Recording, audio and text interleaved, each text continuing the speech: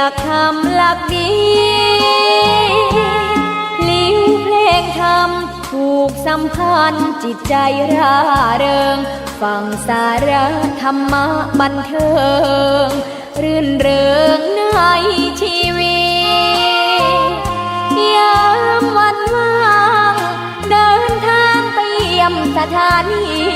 นัดพบกันน้องพี่วันนี้วันดีวันเสาร์สวดมนต์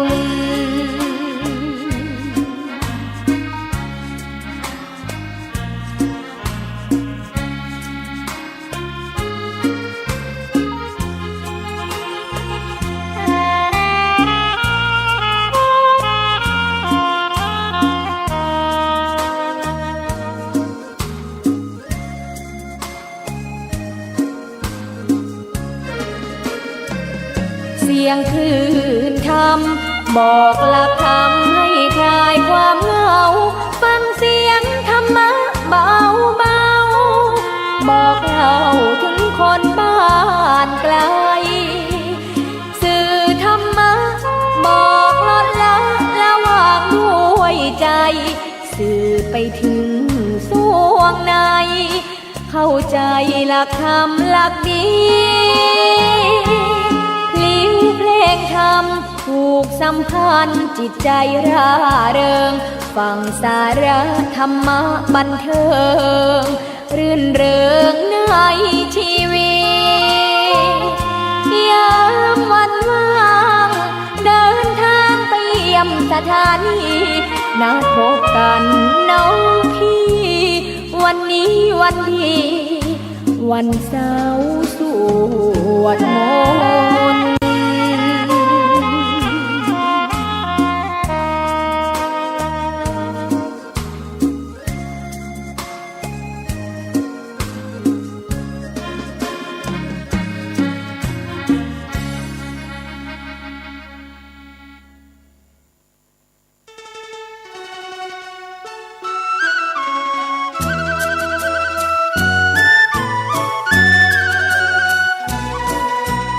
ภัยทั้งหลายที่ผ่านพ้นไปนั่นสุขบ้างทุกข์บ้างมันเป็นธรรมชาติของชีวิตแต่ขอทั้งวัดทั้งบ้านทั้งราชการทั้งโรงเรียนครูบาอาจารย์ได้สมัครสมานสามัคคีกลมเกลียวอย่าแตกความสามัคคีกันรู้รักสามัคคีประสานกายใจกันไว้เพราะประเทศไทยพระพุทธศาสนาเป็นศาสนาประจำชาติไทยเพราะฉะนั้นคนไทยมีคุณธรรมประจำใจประจำกายรักษากายวาจาใจให้เจริญมั่นคงเพื่อเป็นการผูกสัมพันธไมตรีโดยพรหมวิหารธรรม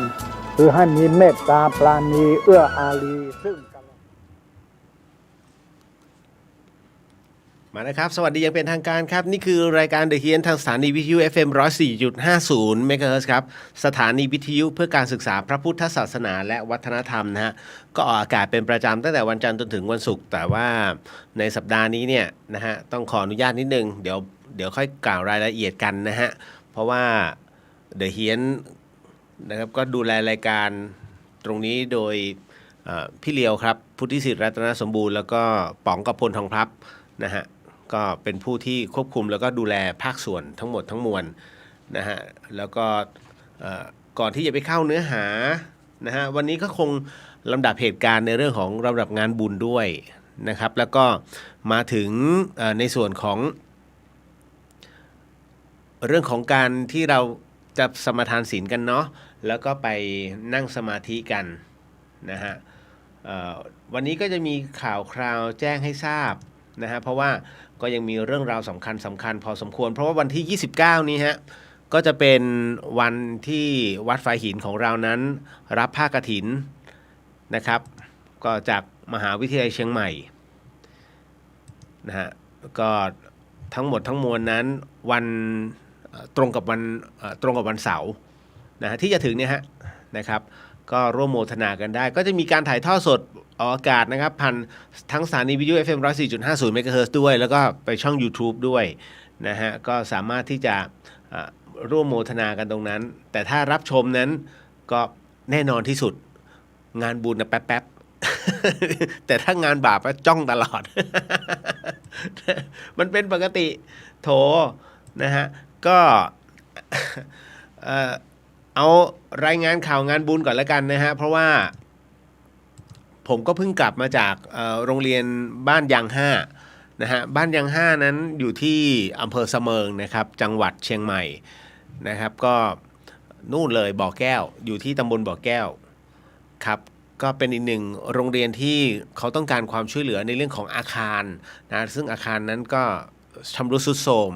นะครับรวมไปถึงต้องการปรับเปลี่ยนสีนะฮะก็ด้วยนะตรงนี้นี่เองชมรมออฟโรดอิสระนะฮะแล้วก็รวมไปถึงน้องๆที่อยู่ชมรมในพุทธสถานนะของจังหวัดเชียงใหม่งั้นก็ร่วมมือร่วมใจกันนะก็ทั้งหมดนั้นเนรมิตภายใน2 วัน 1 คืนฮะให้โรงเรียนนั้นได้กลับมามีสภาพเหมือนใหม่นะครับก็เป็นที่เรียบร้อยแต่ผมเองเนี่ยไปได้เมื่อวันเสาร์ที่ผ่านมาแล้วคือไปด้วยใจที่มันเราไปช่วยเต็มที่อ่ะ นะทำอะไรได้ไม่มากแต่ว่าก็สามารถอย่างน้อยไปขนของเล็กๆน้อยๆนะฮะรวมไปถึงจับหนี้นิดๆหน่อยๆนะฮะเพราะเราสร้างไม่เป็นไงเราไปซ่อมสร้างเนี่ยไม่เป็นแต่ว่าช่วยหยิบจับหรือว่าขนของอะไรเงี้ยก็ได้ถูกไหมฮะทำไปเถอะอะไรที่เป็นประโยชน์ทำไปเถอะนะฮะเล็กๆน้อยๆใครจะมาว่าเราดีกว่าไม่ทำเลยนะฮะพอถึงตรงนั้นเสร็จปุ๊บบังเอิญ ได้รับโทรศัพท์จากโรงพิมพ์นันทพันธ์นะฮะว่าให้ผมเนี่ยต้องลงไปตรวจปรูฟไหนถึงว่าหน้าปกของหนังสือที่หลายๆท่านนั้นได้ร่วมกันโมทนาปัจจัยมาให้ในเรื่องของการพิมพ์นะฮะก็ลงมาตรวจสีตรวจปรูฟทั้งหมดทั้งมวลเนี่ยเมื่อวานนะฮะช่วงเช้าเลยโอ้โหดินก็ซุด ขับมาฝนมันตกไงฮะนะที่เชียงใหม่นะครับเหมือนกรุงเทพฝนก็ตกนะครับก็เลยมาตรวจปุ๊บแล้วก็ดูควบคุมสีนะฮะรวมไปถึงการจัดสรรมวลสารทั้งหมดทั้งมวลเนี่ยเอาไปให้นะฮะเสร็จแล้วครับวันนี้เสร็จแล้วแต่ว่าวันนี้เคลือบเขาเรียกวันนี้เคลือบฟิล์มนะฮะเมื่อวานนี้สีมันต้องรอสีแห้งก่อน1 คืนนะฮะแล้ววันนี้พอเคลือบฟิล์มเสร็จปุ๊บพรุ่งนี้ได้อยู่ที่มือผมแล้วฮะเป็นที่เรียบร้อยอันนี้คือขอมา1 เล่มนะฮะก็เป็นที่เรียบร้อยนะฮะ4 สีนะครับแล้วก็อย่างที่ผมบอกครับว่าโชว์ให้ดูอันนี้เป็นหนังสือประวัติที่จะใช้แจกในงานกฐินนะครับก็เป็นประวัติของครูบาหลวงก็คือพระอภัยสารทะสังฆปาโมกข์หรือว่าครูบาหลวงวัดฝ่ายหินนะฮะท่านใดที่ร่วมโมทนาปัจจัยเนี่ยได้รับทุกท่านนะครับอันนี้ก็เลยต้องบอกก่อนนะฮะอย่างผมโชว์มาหน้านี้นะก็เป็นรูปของครูบาท่านนะฮะที่อันนี้ตั้งแต่สมัยรัชกาลที่4แล้วก็คาบเกี่ยวมาถึงรัชกาลที่5นะครับแล้วก็ยังมีถ้ำที่ผมบอกนะว่าถ้ำที่ท่านไปนั่งวิปัสสนากรรมฐานหลังฝายหินนะหลังวัดฝายหินคือตอนนี้มันกลายเป็นอยู่ในเขตของสวนสัตว์นะฮะในหนังสือเล่มนี้จะมีอะไรให้ท่านได้รับรู้อยู่เสมออย่างเช่นตรงนี้นะฮะอันนี้ก็คือรูปลักษณ์ของตัวถ้ำนะฮะรูปลักษณ์ของตัวถ้ำส่วนอันนี้ครับที่เป็นเรื่องเนี่ยฮะอันนี้คือทุกเล่มมีหมดนะฮะทุกเล่มมีหมดก็จะเป็นในส่วนของเศษดินนะครับ ที่อยู่ในถ้ำตอนที่ครูบาท่านไปนั่งกรรมฐานก็ขอมาแล้วก็มาใส่ในหนังสือนะครับเพื่อที่หลายๆท่านพอได้รับเอาไว้เนี่ยนะฮะเก็บไว้ดีๆมันไม่ได้มีแค่นี้นะฮะมีอีกพอสมควรนะครับอุ้ยรูปตก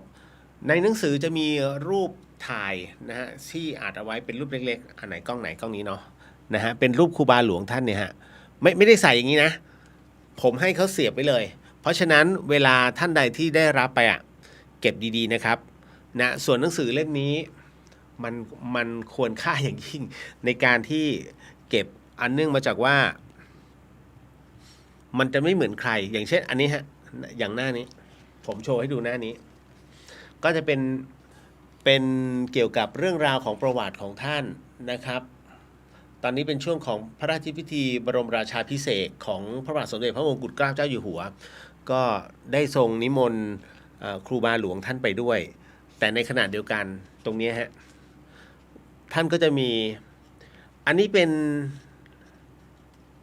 เหมือนกับการเทศเหมือนเขาเรียกเป็นปั๊บษาภาษาเหนือเขาเรียกปั๊บษานะฮะมันจะสามารถคลี่ออกมาได้ฮะอย่างนี้นะครับข้างในเนี่ยจะเป็นสูตรยาไทยแท้ๆเลยนะฮะสำหรับรักษาโรคมะเร็งนะซึ่งอันเนี้ยตรงกับสิ่งที่ผมกำลังต้องต่อสู้อยู่เพราะว่าพี่ชายเป็นอยู่นะแต่ว่าพี่ชายผมปฏิเสธการรักษาก็เลยเดี๋ยวต้องมาชี้แจงแถลงไขกันเพราะว่าวันนี้สำหรับสัปดาห์นี้น่าจะจัดได้แค่2วันนี้กับวันศุกร์คิดว่านะฮะแต่ว่าถ้าสดเลยคือวันนี้แน่ๆพรุ่งนี้จะเป็นเทปแล้วล่ะครับนะเพราะผมอาจจะต้องเดินทาง เพียงแต่ว่าวันพรุ่งนี้ไปรับหนังสือเสร็จปุ๊บเอามาให้ที่วัดฝายหินนะครับเพื่อจะใช้แจกนะฮะส่วนหนึ่งนะอีกส่วนหนึ่งก็ต้อง เตรียมนำส่งให้กับเรียกว่ากัลยาณมิตรทุกท่านนะครับที่ร่วมบุญเอาไว้นะผมบอกแล้วไงว่าต้องได้ก่อนนะฮะแล้วเดี๋ยวส่วนภาคส่วนอื่นเดี๋ยวครูบาอาจารย์ท่านจะจัดการกันเองนะฮะอันนี้นะฮะเล่มนี้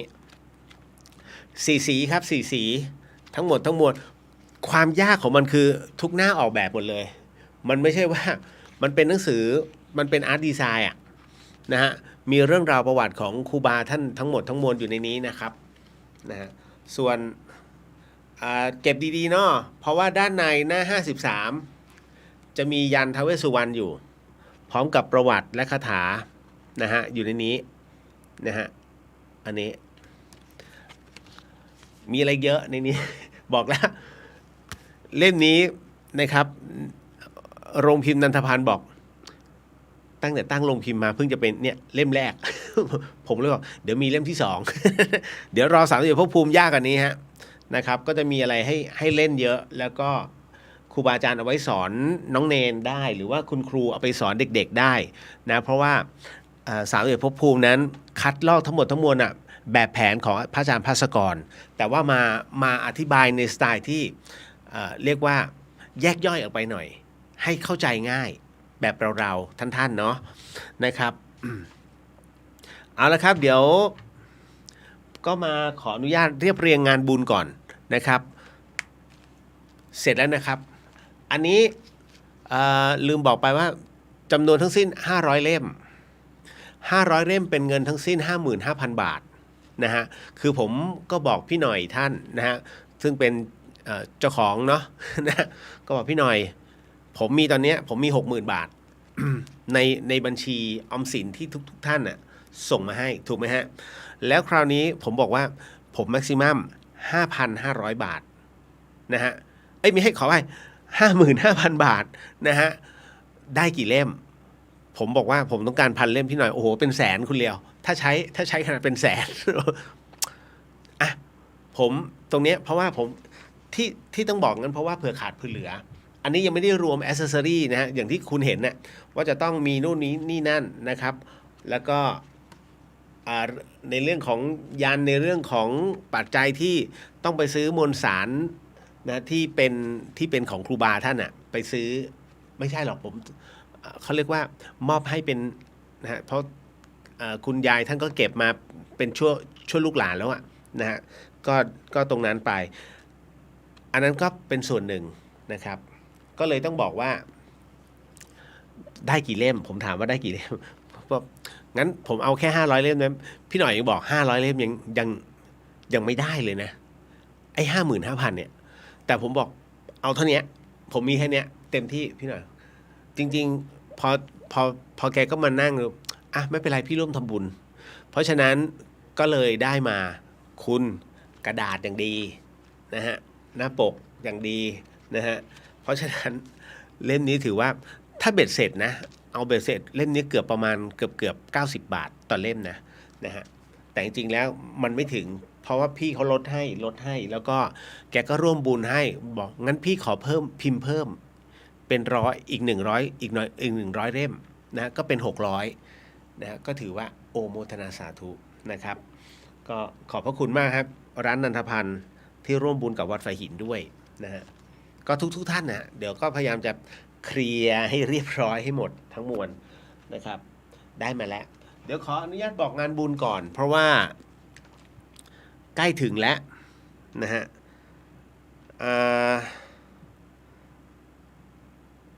มีอันนี้นะครับเอาเวรกรรม ขออนุญาตนะครับเพราะว่าพอดีเมื่อช่วงหัวค่ำผมต้องรีบกลับมาที่ธรรมสถานอันเนื่องมาจากว่าจำได้ไหมฮะที่เราร่วมบุญกันนะเพื่อที่จะถวายเครื่องปั่นไฟนะครับณตอนนี้เนี่ยวันนี้น้องเข้ามาขนไปแล้วนะครับ1เครื่องเดี๋ยวพรุ่งนี้ผมจะต้องโพสต์นะครับที่บังเอิญว่าจะมีงานกฐินในวันที่29ตุลาคมนี้ครับนะครับก็เป็นวัดที่อยู่ห่างไกลแล้วก็อยู่ในถิ่นธุรกันดารคือพระท่านต้องข้ามดอยฮะอันนี้เป็นพระอาจารย์คาเซดาไฮนะฮะเรียกว่าท่านเป็นพระนะฮะชื่อท่านคาเซดาไฮนะครับนักพุทธจิตวิทยานะครับแล้วก็เป็นพระผู้พัฒนาแหละครับนะท่านก็ขอให้วัดที่อยู่ในเขตห่างไกลนะมาร่วมกันอีก4วัดด้วยกันของวัดท่านคาเซดาไฮนะคือวัดดอยกู่นะฮะอยู่ที่อำเภอแม่แจ่มนะฮะส่วนอีก4วัดจะมีวัดแม่สต๊อปใต้นะฮะวัดแม่มูวัดแม่ตูมแล้วก็วัดโม่งหลวงนะฮะท่านใดที่อยากจะร่วมบุญนะตอนนี้เป็นกฐินนะฮะเป็นกฐินสัปดาห์หน้าแล้ววันที่29คือตรงกับของวัดไฟหินด้วยนะตรงนี้ก็สามารถนะฮะร่วมบุญได้ที่บัญชีธนาคารออมสินนะฮะธนาคารออมสินนะครับหมายเลขบัญชีนะครับ020-179-633-589เอาใหม่นะครับเลขบัญชีฮะ020-179-633-589เป็นชื่อบัญชีของน้องโฉมหญิงนะฮะก็ส่วนใหญ่ถ้าแวดวงเนี่ยในเรื่องของการบูรณะพระธาตุหรืออะไรพวกนี้จะรู้จักน้องเขานะครับเพราะว่าอันนี้ทำเถอะนะครับเพราะถึงทุกอย่างทุกบาททุกสตางค์เนี่ยน้องเขาจัดการนำไปบูรณะแล้วก็มอบให้กับตรงนี้งานกฐินเต็มที่นะครับเพราะผมก็ร่วมงานกับน้องทุกงานอยู่แล้วนะครับเพียงแต่ว่าไม่ออกตัวนะครับนะตรงนี้ที่แม่แจ่มนะครับสัปดาห์หน้าแล้ววันนี้ก็ขนเป็นที่เรียบร้อยแล้วครับนะฮะสำหรับเครื่องปั่นไฟนะครับที่ไปยังวัดพระธาตุดอยกู่แก้วจอมคำนะครับอยู่ที่ตำบลแม่สึกอำเภอแม่แจ่มจังหวัดเชียงใหม่ฮะนะครับเอาละผ่านไปต่อมาฮะงานบุญต่อมาเป็นกำหนดในการตักบาตรรำลึกถึงนะฮะก็คือเป็นการมุทิตาครูบาเจ้าศรีวิชัยครบรอบ88ปีในการลงจอบแรกคือคุณผู้ฟังจังหวัดเชียงใหม่เนี่ยจะรับรู้คำว่าจอบแรกแต่ว่าคุณผู้ฟังที่เพิ่งเข้ามาหรือว่าศรัทธาหลายๆท่านที่ไม่ใช่คนภาคเหนือหรือว่าคนเชียงใหม่เนี่ยอาจจะไม่เข้าใจคำว่าจอบแรกหมายถึงว่าการสร้างทางขึ้นไปยังวัดพระธาตุดอยสุเทพนะซึ่งปัจจุบันเวลาเรามาเชียงใหม่เนี่ยเราก็จะไปเที่ยวกันใช่ไหมนั่นนะฮะนั่นคือจอบแรกที่ลงเนี่ยชึบนั่นนะฮะครูบาเปิดเป็นปฐมฤกษ์นะครับเพราะฉะนั้นจะมีการรำลึกมุทิตานะครับครูบาเจ้าศรีวิชัยนั้นนะในวันพุธที่9พฤศจิกายนฮะณลานอนุสาวรีย์ครูบาเจ้าศรีวิชัยนี่เลยนะฮะเพราะฉะนั้นก็เลยอันนี้แจ้งให้ทราบเนาะนะครับแล้วจากนั้นเราก็จะเข้าสู่ในช่วงของพิธีการต่างๆ2ชั่วโมงนะครับถ้าท่านใดที่มาเชียงใหม่ในวันที่9พฤศจิกายนก็ขอเชิญเลยครับเริ่ม6 โมงเช้าฮะนะครับ มาเข้าสู่เรื่องราวของผมบ้างพอดีว่าวันเนี้ยผมจัดรายการสดถ้าจะบอกว่าเป็นวันสุดท้ายของอาทิตย์นี้สัปดาห์นี้ก็50-50ฮะเพราะจะถ้าไม่มีอะไรเปลี่ยนแปลงนะฮะวันศุกร์อีก1วันที่สามารถสดได้แต่คราวนี้มันก็จะมีเดี๋ยวผมไม่เต็มร้อยนะไม่สติ เพราะว่าก็วันนี้ก็อาจเสียกำลังไปพอสมควรเพราะว่าเรื่องของพี่ชายนะครับที่ผมโพสต์ว่าผมครอบครัวต้องเตรียมงานขาวดำอันเนื่องมาจากว่าพี่ชายแท้ๆของผมที่บอกว่าเป็นมะเร็งระยะสุดท้ายนะครับซึ่งแกปฏิเสธในเรื่องของการรักษานะครับวันนี้ทางพี่สะใภ้เนี่ยส่งภาพมาให้ดูก็ท้องโตเพราะว่าเป็นมะเร็งตับนะเป็นมะเร็งตับด้วยแล้วจากนั้นเป็นมะเร็งต่อมน้ำเหลืองด้วยแล้วมีเนื้องอกแทรกมาตรงตับนะท้องเขาโต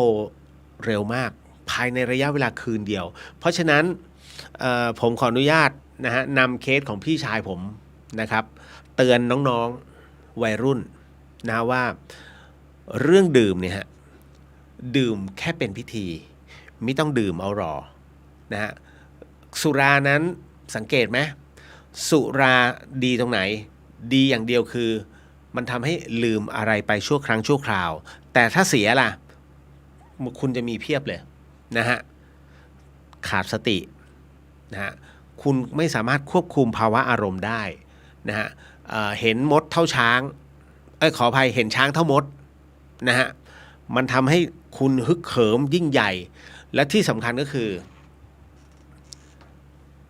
เมื่อคุณกินเข้าไปแล้วเนี่ยมันเข้าไปสะสมนะฮะแล้วคุณจะไม่สามารถทำอะไรได้เพราะว่ามันอยู่ภายในนะตับของคุณที่ว่าแข็งแรงเนี่ยมันไม่ได้แข็งแรงร่างกายคุณนะทั้งหมดทั้งมวลมันแข็งแรงแต่ตับของคุณมันเริ่มทำงานมากขึ้นเมื่อมันทำงานมากขึ้นแน่นอนที่สุดมันฮีทถูกไหมฮะเพราะว่าข้างในของเรามันต้องทำด้วยมันผลิตไฟฟ้าด้วยไงนะฮะทั้งหมดทั้งมวลของคุณมันจะเริ่มเสียไปทีละนิดทีละนิดอย่าประมาทนะน้องมันสะสมฮะ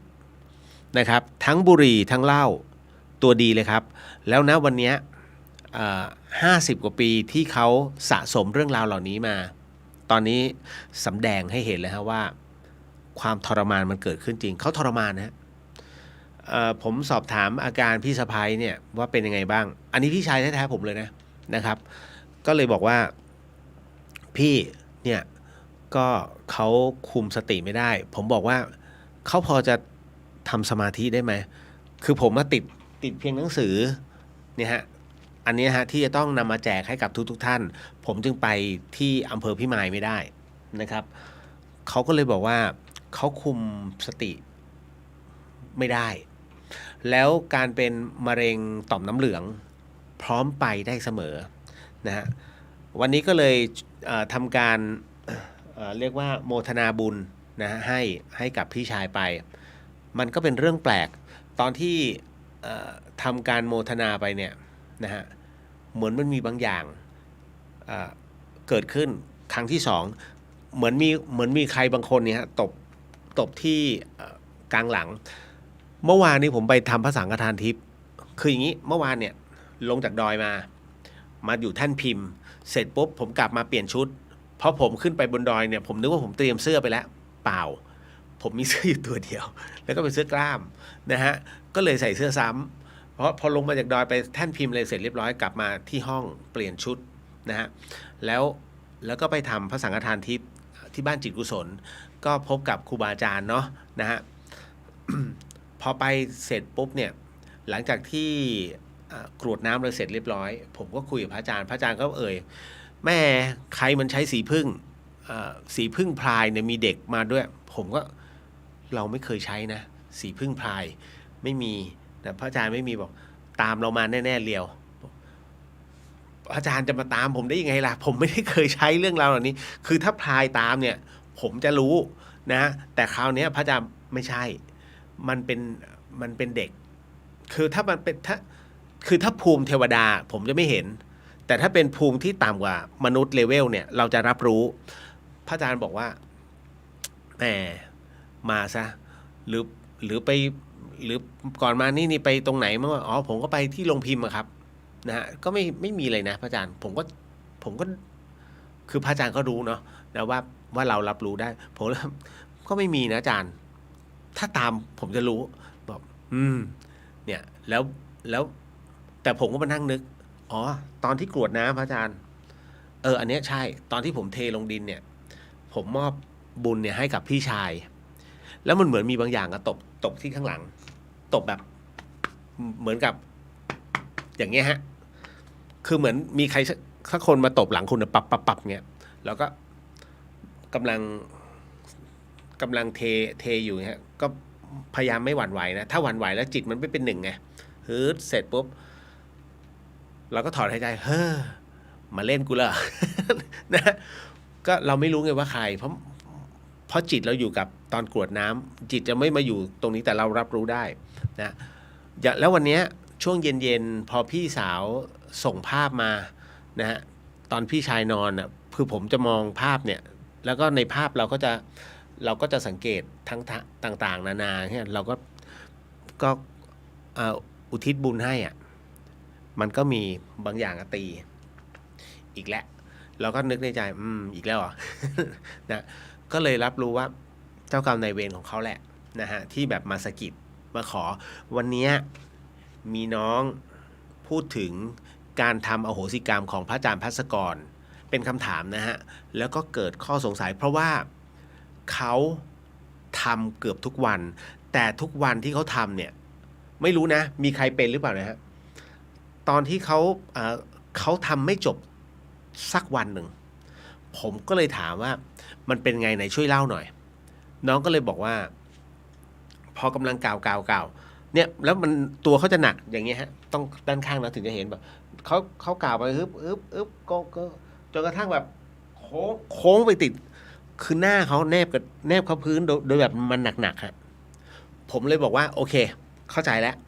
เดี๋ยวจะมาพูดในรายการขออนุญาต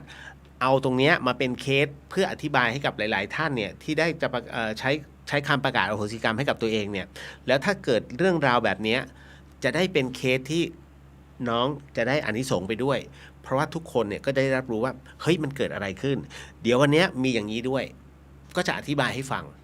นะครับแต่กรณีของพี่ชายผมอะเขาด้วยไม่เชื่อเป็นคนที่ไม่เหมือนเชื่อนะฮะในเรื่องของพระพุทธศาสนาแต่เขาก็ไม่ค่อยทำอันนี้เราเข้าใจพูดกันตรงๆเพราะฉะนั้นวันนี้ผมก็เลยบอกว่าพี่สะพ้ายว่าเฮ้ยเดี๋ยวขอเอาพี่เข้ามาเป็นเคสตัวอย่างเพื่อโมทนาบุญเรื่องราวของเขาเนี่ยให้เป็นแบบอย่างว่าถ้าใครคิดจะทำตามแบบเนี้ยในสมัยที่เขายังหนุ่มๆอยู่นะฮะแต่เมื่อการเวลามันล่วงมาแล้วเนี่ยอะไรจะเกิดขึ้นนะฮะเพราะฉะนั้นใครที่กินเหล้าหนักๆตอนนี้นะครับบางคนกินแบบเหล้าเมาหยำเปท้ายที่สุดคุณครองสติไม่ได้แล้วก็เป็นข่าวนะฮะแล้วก็บอกว่าผมเมาไม่ถูกนะฮะที่สำคัญก็คือว่าเวลามันสะสมเนี่ยช่วงบั้นปลายคุณจะทรมานมากเพราะตอนนี้เขาทรมานนะฮะมันทำอะไรไม่ได้คุณมันเหมือนพอหมอพูดว่าพี่เป็นมะเร็งระยะสุดท้ายแล้วนะครับมันไม่สามารถจะรักษาได้และรักษาได้ตามอาการมันเหมือนกับว่านี่คือคำพิพากษาเป็นคำพิพากษาโดยธรรมชาติจากหมอคือโทษของคุณคือประหารชีวิตถูกไหมฮะแล้วไม่มีการฎีกาด้วย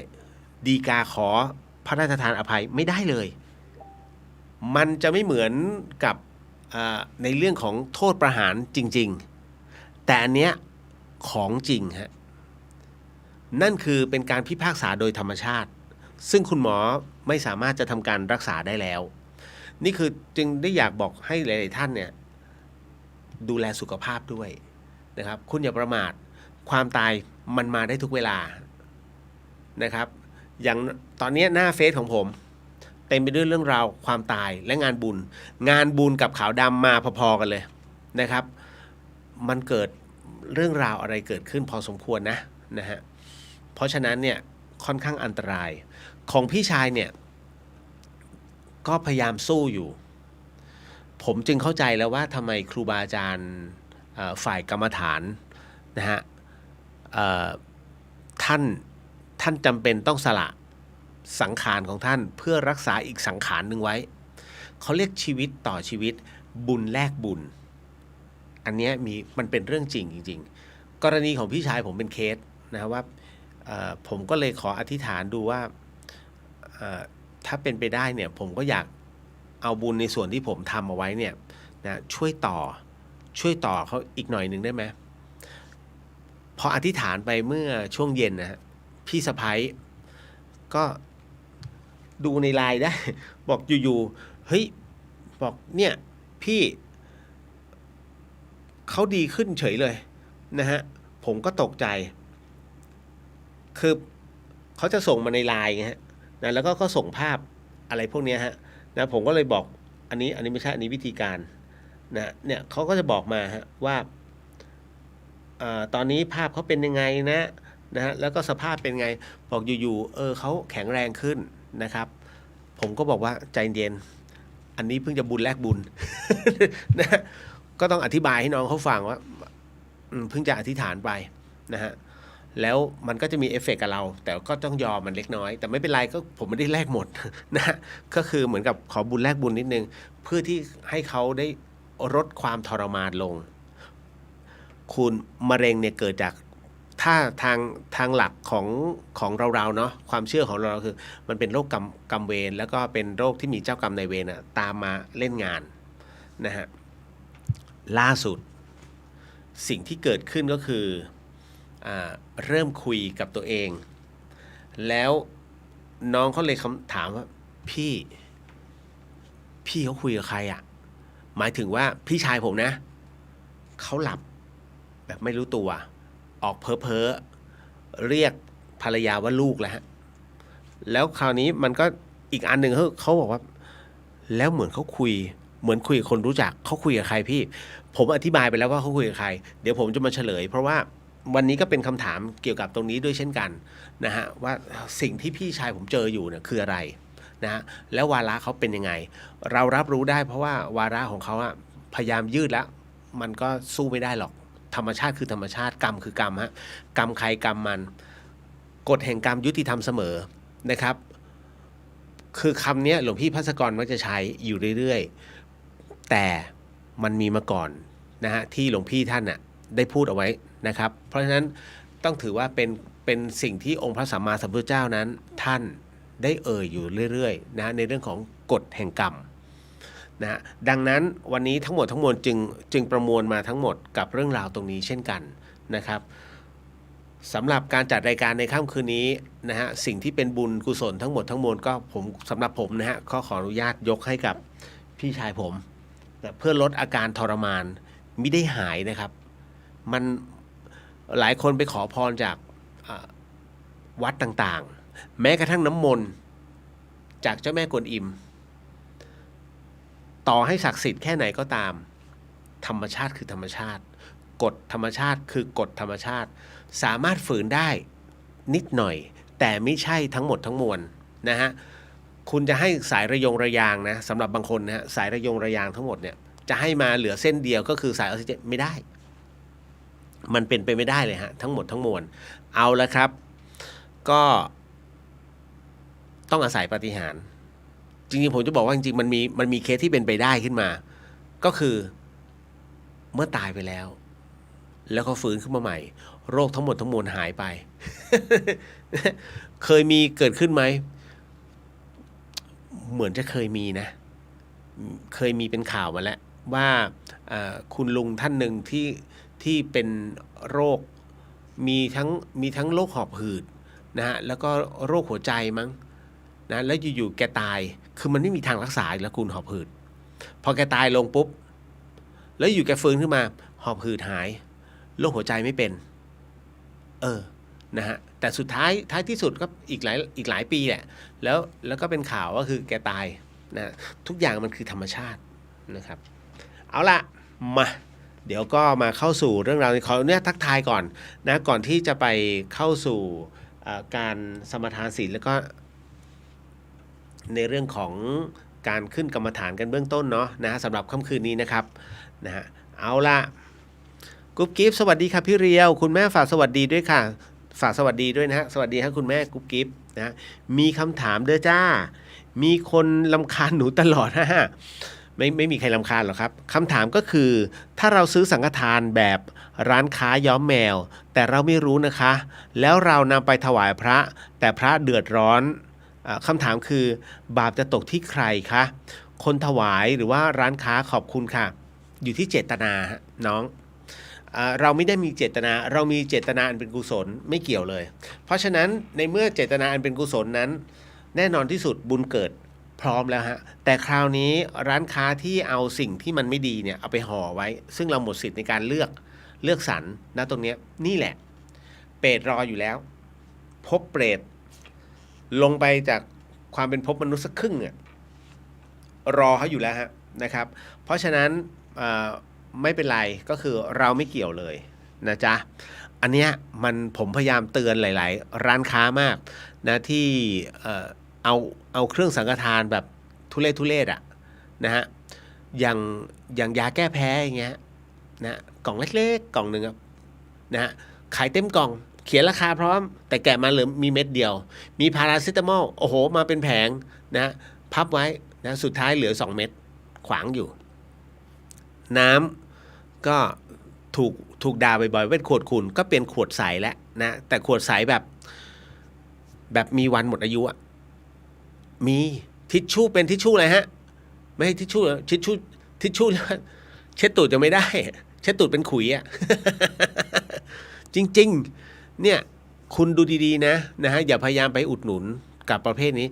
คนที่เขาขายชุดสังฆทานประเภทนี้เขาไม่ได้ถือพุทธนะฮะไปดูดีๆนะเขาถือตัวเองเป็นหลักนะครับอันนี้พี่สุสวัสดีค่ะน้องเรียวแล้วก็ทุกท่านสวัสดีครับพี่นะฮะน้องสาวินีสวัสดีค่ะสวัสดีครับผมนะฮะมาแล้วไหนหนาสวัสดีจ้านะครับคุณจินชากฐิน5วัดนะครับ29ตุลาคมนี้บัญชีออมสิน0201796335589ของน้องขลุ่มยินถูกต้องครับนะฮะอันนี้ก็วัดพระธาตุดอยกู่แก้วจอมกำนะครับงานรำลึกครูบาศรีวิชัยจอบแรกสร้างทางขึ้นวัดพระธาตุดอยสุเทพถูกต้องครับ9พฤศจิกายนนี้นะฮะเริ่ม 6 โมงเช้านะพี่สุวรรณยาโมทนาสาธุนะครับพี่สวัสดีครับนะฮะพี่สุวรรณยานะครับก็ส่งข้อความมานะคุณนะสวัสดีครับคุณเรียวสวัสดีครับผมนะฮะก็วันนี้อาจจะเป็นเรื่องราวโหดๆหน่อยนะ มันมีทั้งเรื่องจิตวิญญาณมันมีทั้งเรื่องของโรคภัยเข้ามาแล้วก็รวมไปถึงก็คำถามอะไรอีกพอสมควรเลยทีเดียวเตือนผมหน่อยนะฮะขี้ลืมฮะคือบางทีตอบเพลินมาถึงคุณย่าสโหนสวัสดีครับคุณเรียวสวัสดีครับคุณย่านะฮะก็หนังสือได้มาแล้วคุณย่าเดี๋ยวจัดให้พี่วรัญธรสวัสดีค่ะคุณเรียวสวัสดีครับพี่นะฮะแล้วก็คุณนัทศิษย์สวัสดีครับพี่เรียวสวัสดีครับนะฮะพี่สุวรรณยาสวัสดีค่ะมา2เว็บเลยสาธุครับพี่นะฮะคุณจินชาสวัสดีค่ะคุณเรียวไปชาร์จแบตบนดอยมาเป็นอย่างไรบ้างคะเพลียเลยครับ นะก็เป็นอะไรที่ผมนอนในรถนะแล้วรถผมเป็นรถเก่งนะผมไม่ได้นั่งออฟโรดไปนะฮะเอารถตัวเองไปเลยแล้วก็จัดที่นอนอย่างดีฮึบนะฮะเอาพรมปูด้านหลังนอนคุดคูอยู่เนี่ยแล้วฝนตกพรำๆนะโอ้โหแง้มกระจกหน่อยหนึ่งจบมันไม่ใช่ผมเพิ่งมานอนนะผมนอนตั้งแต่สมัยผมทำงานออฟฟิศของมีเดียผมนอนข้างสตูจอดรถนอนนะฮะรุ่งเช้าขึ้นปุ๊บทำงานต่อ เป็นงี้มานานแล้วมันเลยชินนะฮะน้องๆอัพโหลดบางคนงงเฮ้ยพี่เลียวไปนอนได้ไงนอนแล้วนอนมาตั้งนานแล้วล่ะแต่ว่าไม่ได้มาสำแดงที่เชียงใหม่ นะส่วนใหญ่ผมจะนอนที่กรุงเทพนะประมาณนี้ไม่ใช่ไม่มีบ้านนะหรือไม่มีอพาร์ตเมนต์ไม่ใช่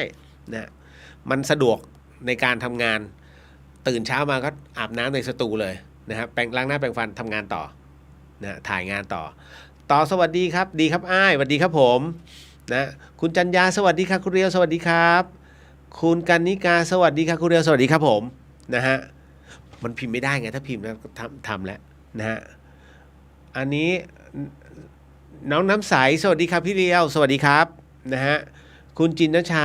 หนังสือเสร็จเร็วมากๆค่ะคุณเรียวเห็นแล้วคงหายเหนื่อยมีรูปท่านจริงๆด้วยครับนะฮะก็หายเหนื่อยฮะเพราะว่าโอ้โหกว่าจะ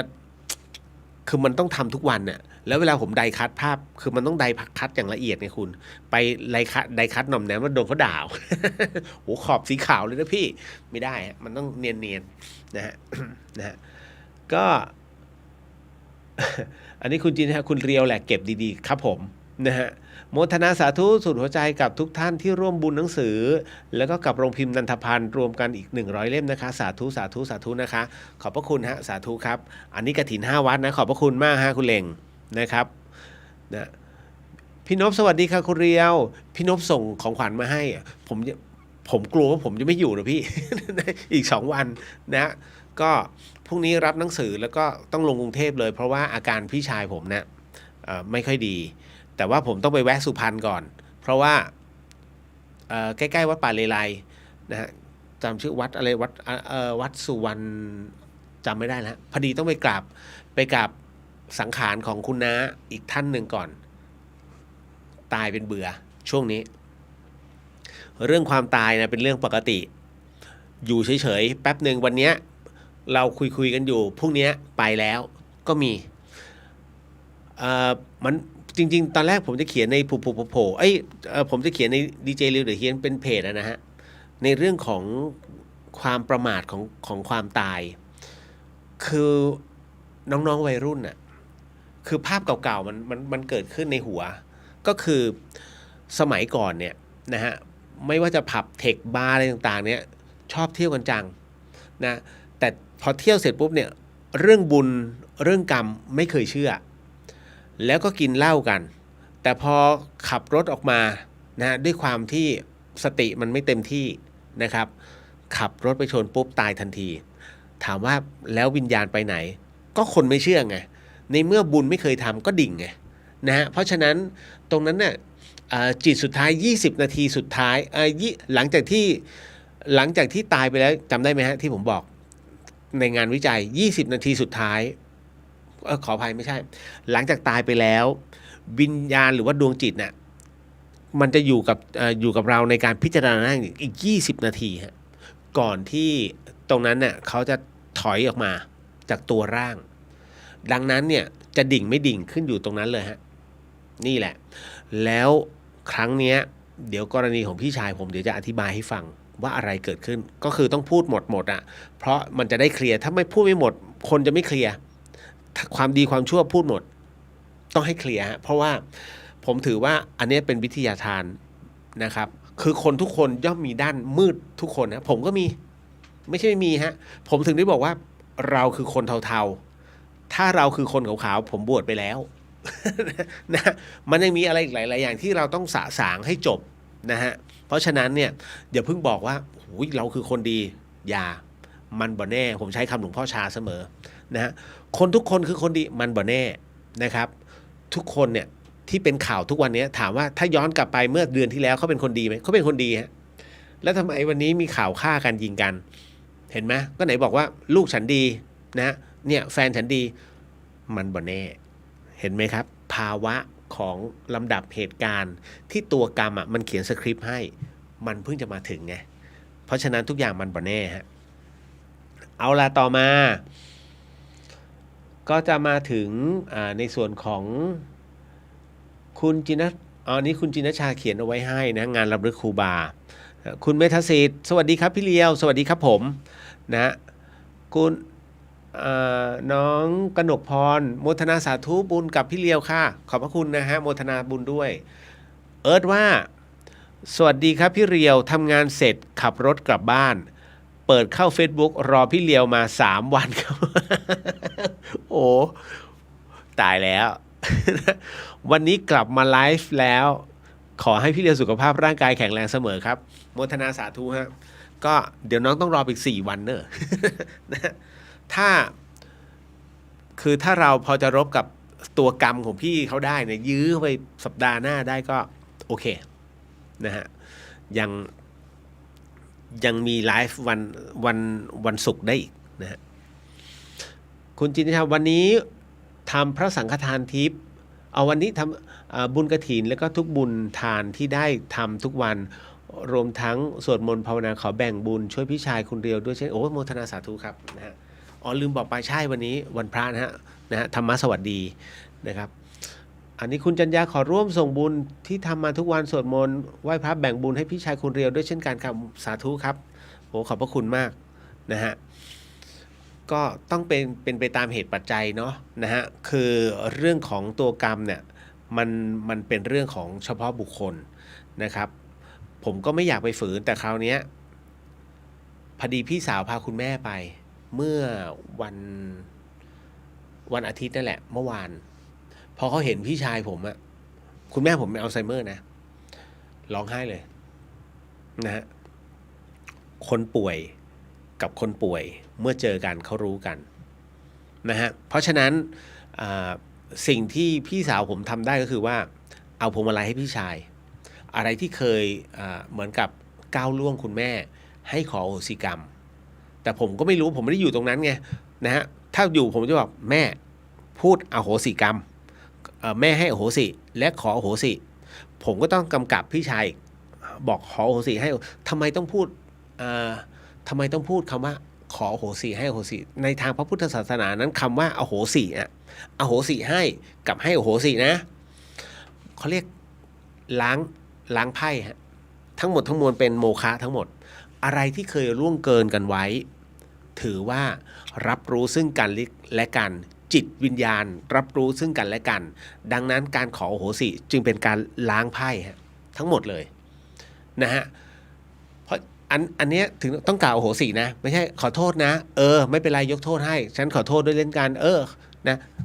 คำว่าขอโทษยังมีติดค้างแต่อโหสิเคลียร์เลยนะฮะอันนี้ก็ถือว่าทำไมต้องใช้คำว่าอโหสินะฮะก็ล้างหน้าไพ่เลยฟึดนะฮะเริ่มกันใหม่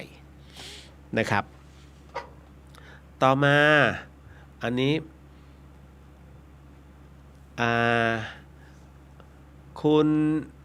คุณบูนสวัสดีครับพี่เลียวพักผ่อนด้วยนะครับพี่แจ้งที่อยู่ร่วมบุญหนังสือได้เลยใช่ไหมครับเดี๋ยวอินบ็อกมาแล้วเดี๋ยวพี่เลียวขอเวลา1 วันพรุ่งนี้ไปเอาหนังสือก่อนนะฮะแล้วเดี๋ยว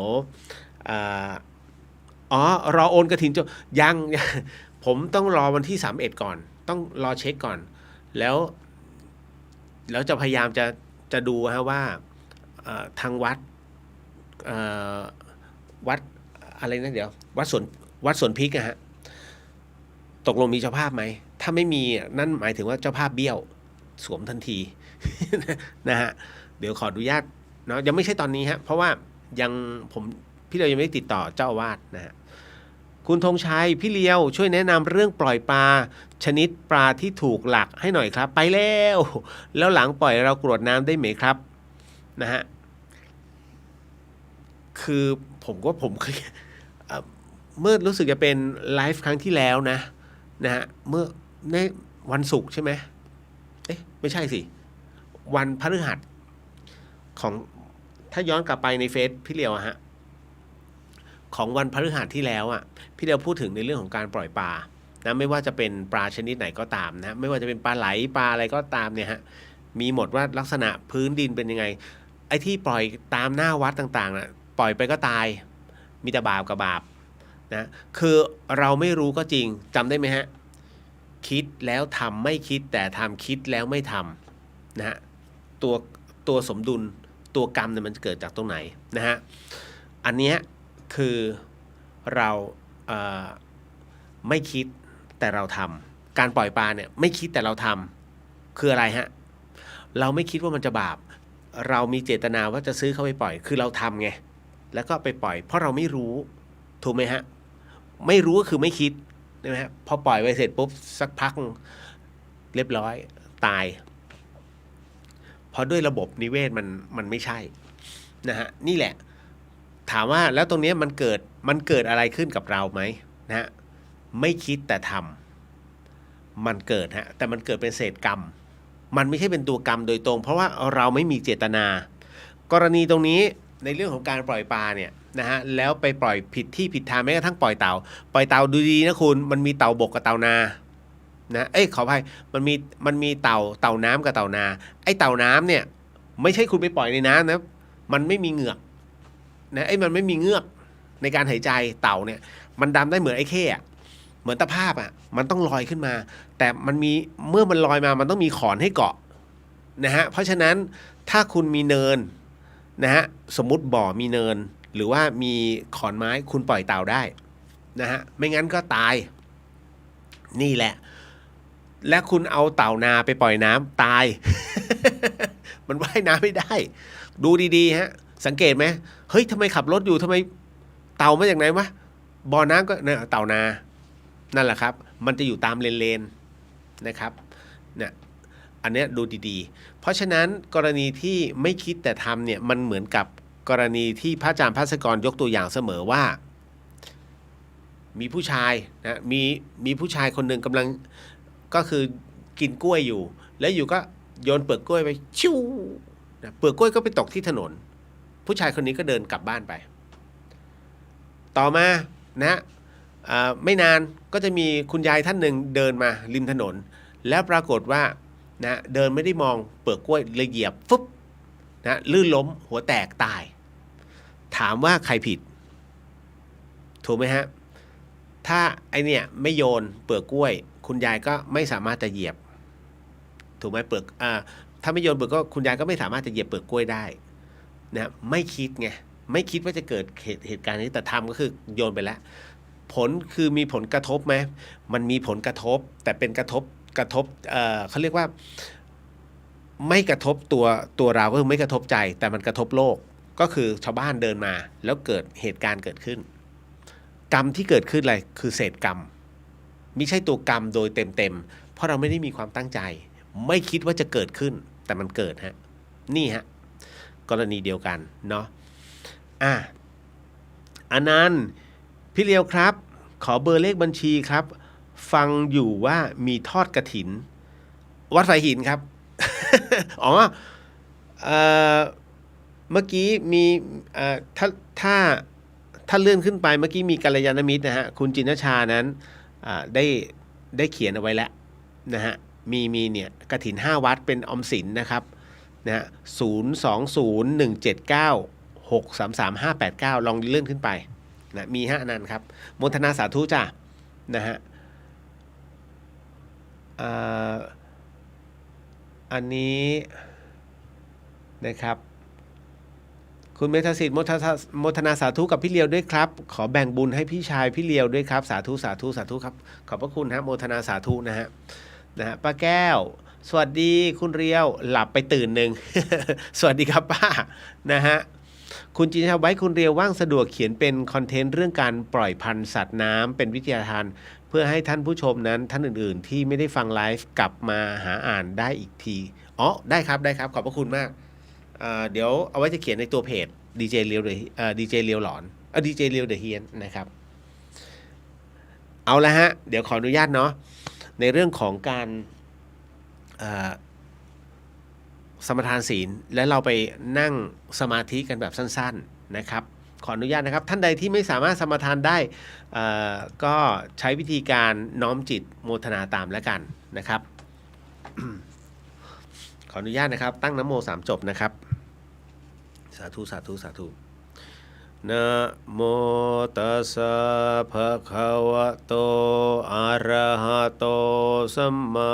สัมพุทธัสสะนะโมตัสสะภะคะวะโตอะระหะโต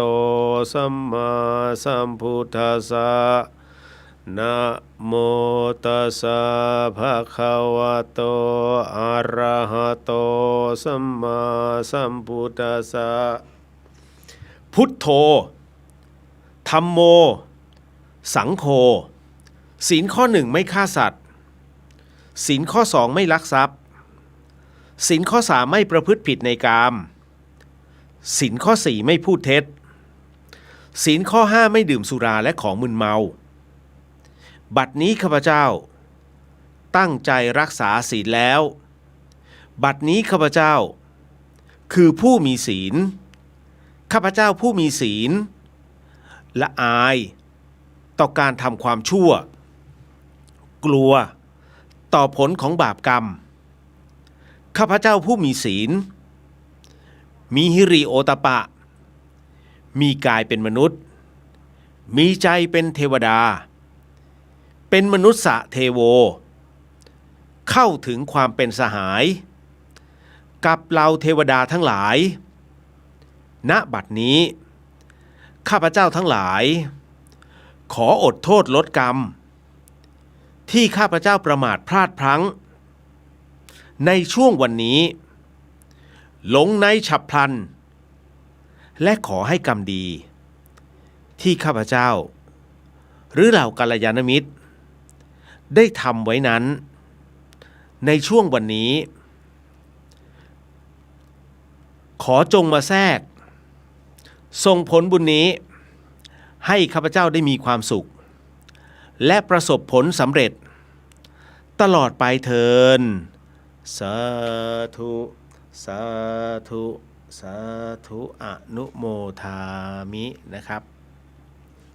เอาละครับหลังจากนี้ต่อจากนี้ไปนะครับขออนุญาตนะครับเป็นการให้ขอเชิญชวนทุกท่านดีกว่านะครับเป็นการนั่งสมาธิหรือว่าเป็นการเข้ากรรมฐานนะฮะเรียกว่าเอาเป็นกำลังบุญฟรีก็คือการนั่งสมาธินี่แหละท่านถนัดแบบไหนทำแบบนั้นนะฮะก็คือการนั่งหลับตาลงแล้วก็กำหนดลมหายใจเข้าออกนะอย่างมีสติก็คือใช้สติตามรู้ในเรื่องของลมหายใจนะเป็นช่วงสั้นๆครับไม่ได้ว่าเรานั่งกันนานก็2นาทีถึง3นาทีโดยประมาณนะเพราะฉะนั้นหากท่านใดนั้นที่สะดวกนะครับสำหรับในการนั่งนะฮะแบบไหนถนัดแบบไหนตามสบายครับผมขออนุญาตนะครับสำหรับเป็นการกล่าวนำกรรมฐาน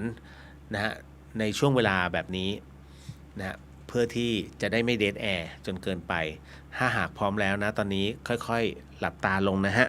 ค่อยๆหลับตาลงนะครับเราจะนับเริ่มนั่งกรรมฐานกันถ้าพร้อมแล้วนะฮะก็ขออนุญาตนำบทนำสมาธิหรือกรรมฐานของหลวงพ่อพุทธานิโยมาเป็นตัวชูนะฮะในการนั่งกรรมฐานครับใช้สมมุติบัญญัติอธิบายปรมัตถ์ในขณะที่เกิดความคิดขึ้นมาอย่างนี้ความคิดอันนี้เป็นความคิดที่ตั้งใจคิดโดยเจตนาพระพุทธเจ้าตรัสรู้สภาวะพระสัมมาสัมพุทธเจ้าหรือความรู้จริงเห็นแจ้งนั้นอันเป็นภาษาของพระพุทธเจ้าพระองค์เดียวเท่านั้นไม่มีใครสามารถที่จะรู้เห็นกับพระองค์ได้แต่เมื่อพระองค์ออกมาสู่สภาวะปกติธรรมดาแล้วธรรมะที่พระพุทธองค์ตรัสรู้นั้นพระองค์จึงมาพิจารณาตามภาษาของชาวโลกว่าสิ่งที่พระพุทธองค์รู้ในพระทัยนั้นอันนี้เขาเรียกว่าอะไรอันนั้นเขาเรียกว่าอะไรแล้วก็เอาภาษามนุษย์ทั้งหลายนั้นมาสมมุติบัญญัติสิ่งที่รู้ที่เห็นนั้นทำไมจึงเอาภาษามนุษย์ทั้งหลายมาบัญญัติสิ่งที่รู้ที่เห็นก็เพราะพระพุทธองค์จะเทศให้มนุษย์ฟังถ้าไม่เอาภาษามนุษย์มาบัญญัติเรียกชื่อว่าธรรมะที่พระพุทธองค์รู้พระพุทธองค์เห็นเอาภาษาพระพุทธเจ้าเท่านั้นมาพูดตามภาษาของพระองค์เดียวผู้ที่ยังไม่ได้เป็นพระพุทธเจ้าจะไปรู้ได้อย่างไรอันนี้แหละคือข้อเท็จจริงของธรรมะที่ปรากฏขึ้นในจิตของผู้ปฏิบัติในเรื่องของการเห็นการเกิดดับทีนี้ถ้าหากว่าจิตละวางจากการเพ่งพิจารณาดูรูปโดยอัตโนมัติตามที่กล่าวมาแล้วโลกที่ปรากฏเป็นเครื่องรู้หายไปหมดก็ยังเหลือแต่จิตที่เป็นตัวนามตอนนี้นามธรรมย่อมจะเกิดขึ้นภายในจิตอันเป็นส่วนละเอียดและคล้ายๆจิตนั้นนิ่งละเอียดอยู่เฉยๆส่วนที่รู้ก็ปรากฏขึ้นอยู่แต่ไม่สามารถที่จะเรียกอะไรจิตตัวผู้รู้ก็มีอยู่สิ่งให้รู้ก็ปรากฏอย่างนั้น เพราะจะเรียกว่าอะไรก็เรียกไม่ถูกดังนั้นธรรมจักรกัปปวัตนสูตรพระพุทธเจ้าตรัสว่ายังกินจิสมุทยังธรรมะสัพพันตังนิโรธธรรมมันติสิ่งใดสิ่งหนึ่งมีความเกิดขึ้นเป็นธรรมดาสิ่งนั้นย่อมมีความดับไปเป็นธรรมดาที่เรียกว่าสิ่งใดสิ่งหนึ่งนั้นก็เพราะสัจธรรมความจริงที่ปรากฏขึ้นในจิตนั้นย่อมไม่มีสมมุติอันใดที่เราจะเรียกว่าอะไรเป็นอะไรทั้งนั้นเอาละครับก็ได้เวลาพอสมควรค่อยๆลืมตาฮะค่อยๆลืมตานะฮะเป็นการถอนสมาธินะครับค่อยๆถอนสมาธิครับเรียบร้อยเนาะเอาละโมทนาสาธุสาธุสาธุกับทุกท่านนะครับกับการนั่งสมาธินะฮะในส่วนนี้เอาละจริงๆยังไม่จบแต่ว่าผมค่อยๆย่อยๆธรรมะของหลวงพ่อพุธท่านนะครับนะฮะเอาต่อเนื่องไปนะครับอันนี้ร่วมทำบุญกับวัดฝายหินวันที่ 29 ได้ที่บัญชีวัดฝายหินธนาคารออมสินมหาวิทยาลัยเชียงใหม่นะฮะบัญชีเลขที่ 050300296022นะฮะอ๋ออันนี้ได้มา ขอบพระคุณมากครับคุณจินชานะฮะก็เขียนเอาไว้ในโพสต์แล้วนะเป็นที่เรียบร้อยเอาละครับมาเข้าสู่เรื่องราวตรงนี้เพราะวันนี้ก็น่าจะได้อยู่นะฮะมาถึงเอาเรื่องที่เมื่อกี้ได้ค้างคากันไว้นะฮะ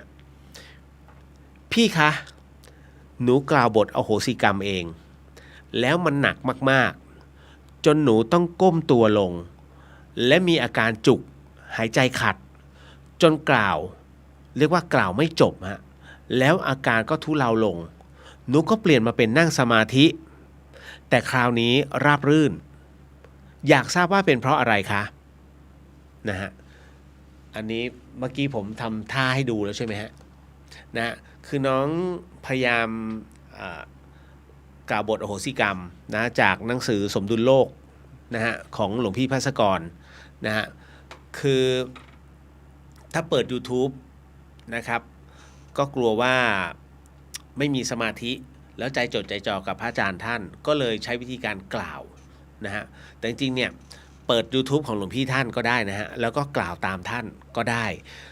จะบอกว่าไม่มีสมาธิผมว่าสมาธิอยู่กับท่านคือน้องใจจดใจจ่อไปที่ YouTube ตอนที่ท่านนำอโหสิกรรมเนี่ยจิตของน้องจะอยู่กับท่านนะฮะเราก็ว่าตามนะฮะไม่ใช่ไม่อยู่นะครับแล้วคราวนี้พอกล่าวเองเนี่ยน้องกล่าวไม่จบที่ไม่จบเพราะอะไรเขาไม่ให้แสดงว่าตัวเจ้ากรรมในายเวรบางส่วนเนี่ยนะฮะเขาอยู่ตรงนั้นด้วยมันก็มีหลายๆเคสนะฮะที่มาปรึกษาแล้วก็กล่าวขออโหสิกรรมแล้วพอพูดแล้วอึกมันพูดไม่ออกมันเหมือนคันคอแล้วก็จะไออย่างผมเนี่ยเวลาเล่าเรื่องหลอนเนี่ยเรื่องไหนที่ถูกขัดขวางเนี่ยผมจะพูดไม่ออกแล้วก็ กระแอมตลอดเวลาแต่ถ้าอย่างเงี้ยพอพูดธรรมะตอบคำถามเนี่ยมันฉลุยเลยแต่พอเข้าเรื่องวิญญาณแล้วสังเกตไหมนะฮะนั่นแหละเขาไม่ให้พูดนะฮะคือมันเป็นเรื่องราวที่ผมก็มานั่งนึกถ้าเราไม่พูดแล้วจะยังไงถ้าเมื่อไหร่เนี่ยผมบวชเนี่ยถ้าผมใส่ผ้าเหลืองผมจะพูดเรื่องราวเหล่านี้ได้ไม่ถนัดนัก